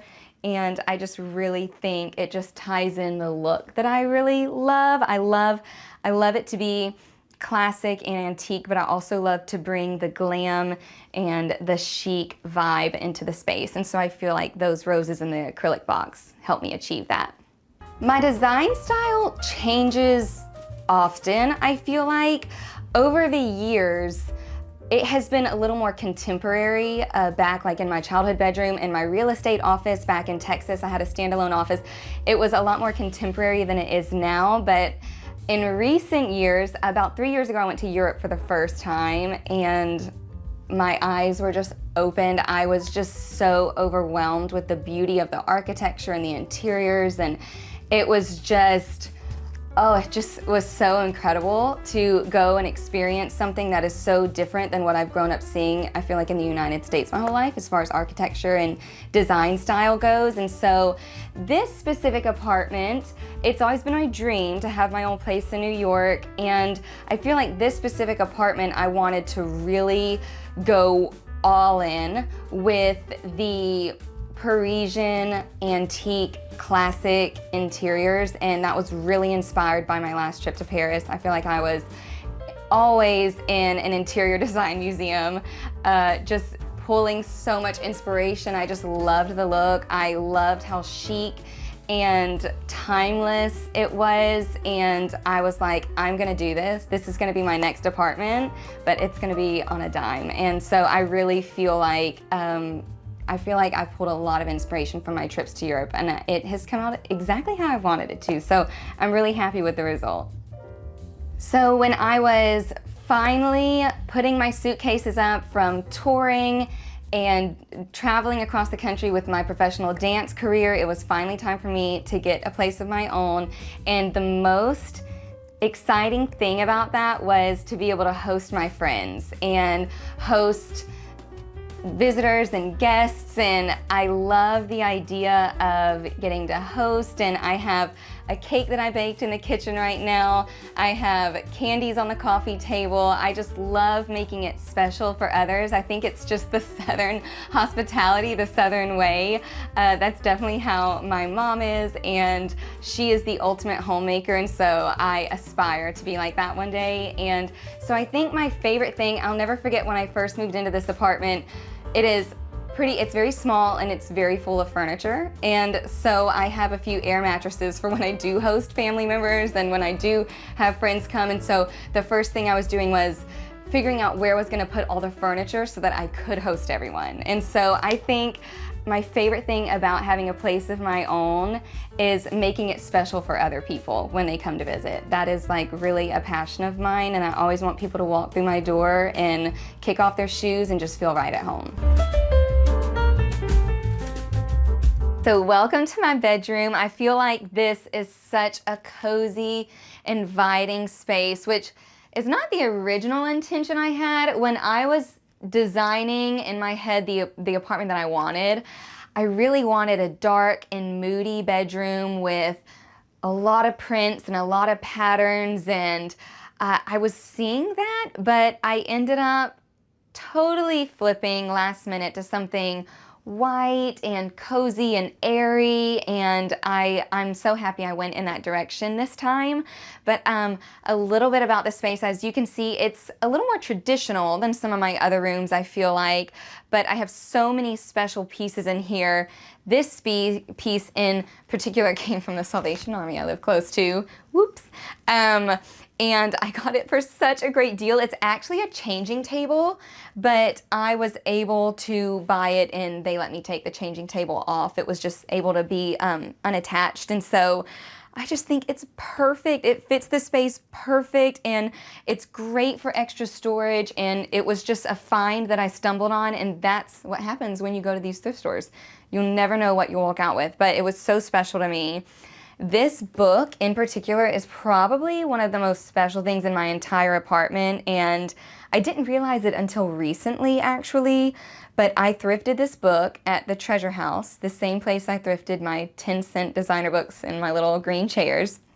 But it is a book of Madeleine Vionnet, and it has all of her patterns. She was a famous designer, and she curated a lot of the fashion in the 20s, and it has her patterns. It's all in Japanese, and I believe if I have this correct, I saw this on the Cherish website, that the Metropolitan Museum of Art has the only book that is translated in English that's exactly like this. They're all in Japanese, and the Metropolitan Museum of Art has the only one that's in English. However, a few years later, it was manufactured with an English manuscript in the back, and this one that I bought has the English manuscript, which I think is just so special. This book, I feel like, is iconic. I did not even really realize when I was buying it.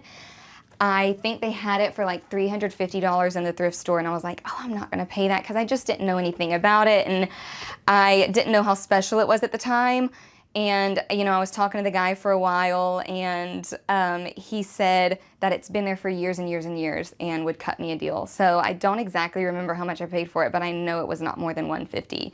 So the fact that I have this deluxe edition Madeleine Vionnet book that I got for $150 is just so special to me. I just love that there's just special finds that have stories with them. That just brings me so much joy, and this one in particular does that, especially because I love fashion, and I love I love fashion and design and jewelry and all that. So this was really special. And I also saw years ago when I went to Restoration Hardware, I go in there and I get ideas for my space, and then I replicate them on a budget.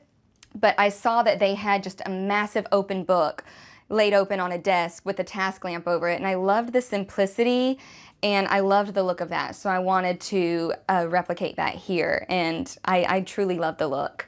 And this is a TV. It is not a Samsung frame TV. It is none of that. It is just a regular old smart TV, and my dad is a fabulous woodworker. He has so many hobbies, and he made me this frame. We went to Home Depot together when I was back in Texas and got all these trim pieces. He made this frame for $68. So no, this is not expensive. This was not thousands and thousands of dollars. It is just a regular old TV that we got on sale on Black Friday with a $68 frame my dad made. So I love it. I just think it just elevates this space so much. I love the look of it, and I love how chunky and gaudy it is. I really like that style. Speaking of my dad woodworking and making that, he also made me this precious mantle. My dad made me this for my college home, and it was purple and gold at the time. I had a totally different design aesthetic, but I repainted it, and it was just back home in storage, and I think it made him feel so special when I wanted to bring it back up here when I finally got a space of my own all these years later, knowing that I still wanted to use it. I think made him feel really special, but I just love it. I think it fits this space perfect. I've always envisioned having a mantle in my apartment with a double stack mirror and candelabras. This is the vision I've had for so long, and so it was so just dreamy for me to get to achieve that finally. But I just love this space. These little crystal candelabras I saw on Facebook. There was an estate sale back home in Texas, and it was a company who put on the estate sale, and she posted pictures of a lot of the things that they were selling, and there was a table full of crystal. I mean, you couldn't see what from what, but my eye immediately went to these two things, these two candelabras. I had to have them. But I was never going to be available at the time during the estate sale hours, so she gave me her phone number. We messaged on Facebook, and I was able to go to her house and pick these up. So a lot of work went into getting these, but it was worth it. I love the double stack mirrors. This one's just from Hobby Lobby, and this one is from an antique store in Lafayette, Louisiana. That mirror I loved it when I saw it. I did not get that one wasn't thrifted, but I just loved it, and I had to have it, and I really think that it fits this space perfectly with the double stack look. And then I thrifted all 3 of these Chanel books. $20 a piece, and the top one was 10 cents. So proud of that. And then also this little door knocker my mom got from Italy. And I have a nail here because I hang wreaths around the holidays. I used to do that when this was in my college home. So it was just perfect to put the door knocker there for now. And I always love the look of the curtains going all the way to the ceiling. I just feel like the space grows, and the ceilings are tall in here, but I've always loved elongating the room, and I feel like bringing the curtains all the way up really achieves that. At first I was not too keen on these curtains, but the more I kept decorating the space and having patience with it as it all came together, I love it. I think it's exactly what I wanted. This little task lamp is a dupe for the Restoration Hardware ones. I got this on Amazon. I love the look of that. This little French chair with a duck feather bottom we got on Facebook Marketplace back in Texas. This pillow my mom needle pointed and fabric markered. She made this. Growing up, she would always encourage my brother and I to bring handmade gifts to birthday parties when we were little. And so I have made many of these pillows throughout my lifetime. I would fabric marker little pillows and put a bead trim, and that would be gifts to my friends growing up. And so Mom made this, and apparently this is my brother and I. I don't see the resemblance there, but I think it's sweet, it's nostalgic, and it's always been in the house, and so I wanted to bring that up to New York, and she let me have it. So I love that little pillow, and this is also great because it's extra seating. So when I have guests to entertain, I can just carry this chair anywhere. And I also have these little stools, which are lightweight and easy to bring around the apartment, and they're cozy. And so this serves as extra seating if we want to meet in the tea room and chat there. But I actually recovered these years ago with this fabric. I just stapled it to the bottom. I recovered these cushions, and I just painted this. So it was a dark wood, and this was a maroon satin fabric, and so I really wanted to lighten it up, and I just feel like it fits the space perfect. So I love those little stools that I can just bring all around my apartment. As far as my bed goes, this is such a statement piece. It's such a statement pillow. I actually had a headboard that my mom made me for my college home years ago that I brought up here to use in this space. It was navy blue, and so it didn't fit my design aesthetic now, but I went to go buy this fabric, and oh, I felt so bad. My mom and aunt worked so hard to recover that in this apartment, and it had the nail head trim and everything. It's so ornate and was not easy to recover. And we put it up on the wall to see what it looked like, and I hated it, and I felt so bad. I was like, I messed up. I picked the fabric. It looks horrible. I just did not like it. It wasn't the vision that I had, which sometimes that happens. Sometimes you have a vision and it doesn't work out, and it's okay to change it. So we went ahead and carried that to the Salvation Army, donated it there for someone else who may love it and be able to use it in their space. But we had a little bit of leftover fabric, and my contractor's wife, who was here, who's the seamstress, made me a bolster pillow. And then we just got these tassels from Amazon, and I hand stitched them to either side. And how fab is this pillow? It's just made out of extra scrap fabric. And so I absolutely love that. I got these pillows from HomeGoods. I love the idea of the peacock look. I just love the print. This is exactly what I wanted and envisioned. These lights, once again, are remote controls, so there's no hard wiring, there's no cords. The bulbs come out and you can recharge them. They're so easy. Got them on Amazon, love those. And then when I finally was like, what headboard do I do now after this one didn't work out, I found this on Walmart for 85 bucks. Cheap, cheap, cheap. So I love the look of it. I think that it's feeling a little more French country in here. But I love the look. This isn't what I was going for, but I really love that headboard in this space. And then as far as, I have another closet in here, even more storage, which is amazing for a tiny New York City apartment. You don't always find that. So I love the fact that I have even more storage in this space. And then over here by the closet, I have my desk that I use to put my makeup on, but there's many drawers, and I can also use it for my real estate work, and I got it for 10 bucks. I got that desk for $10 and just repainted it and freshened it up. So that is such a fun find for me. And I got my little chair, my little velvet chair from the Salvation Army that they know me at, and I got such a good deal. I think I got it for, I don't remember, maybe like $34. I can't exactly remember, but it swivels, and I feel like it was just made for that little desk. And so it was such a fun find when I found it. And yeah, I feel so cozy and relaxed when I'm in this space, and I'm really glad I went with just the light mood and interior here. And I always love when I get to curl up in bed at night and put an ambiance with a crackling fire on my TV, and is a way to wind down. And yeah, this is the vibe that I wanted to create for this room. Just cozy, homey, and ultimate comfort after a long day. Okay, and something else I love is my desk area over here. This desk I got at a garage sale in Texas for $10, and I just repainted it. It has so many drawers for storage. I use this. This is where I get ready. This is where I do my makeup. And it's also where I bring out my laptop and I get a little bit of work done with my real estate.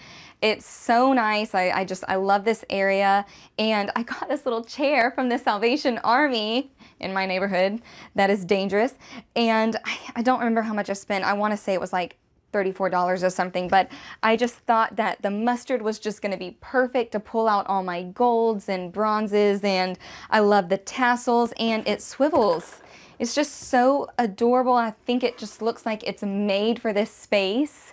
I love it. And I also love, as you see, I have more closet space in here. This apartment is like a dream for closet space. This is not normal for New York City to have 3 closets in a New York City apartment. So I just hit the jackpot with this place, with all the storage that I'm gonna be able to have for when I decorate for seasonal decoration. I have so much storage for my Christmas trees and all my fun things to make it special. But yeah, I love this space. I love the size of the bedroom. I was really able to have a desk and have a place I can do my makeup, have a mantle, have 2 nightstands, have extra seating. So I was just really fortunate to find this gem of an apartment in which I'm able to make it exactly what I wanted it to be. So it's so cozy, and this bedroom is just so nice to curl up and get cozy after a long day. Home to me is a place where someone can come in and feel so comfortable, feel at peace. It's a place you can spend with people you love. It is a place where you are comfortable and welcome and warm and cozy, and just a place where you are just truly happy and joyful. And so if I can do that for anyone who walks through these doors, I've accomplished my mission. Well, Homeworthy, it's been great having you. You're welcome anytime to the Thrifted Palace, and I'll just see y'all next time. Bye. Thanks for watching. Be sure to go to homeworthy.com for exclusive content, shopping guides, and so much more.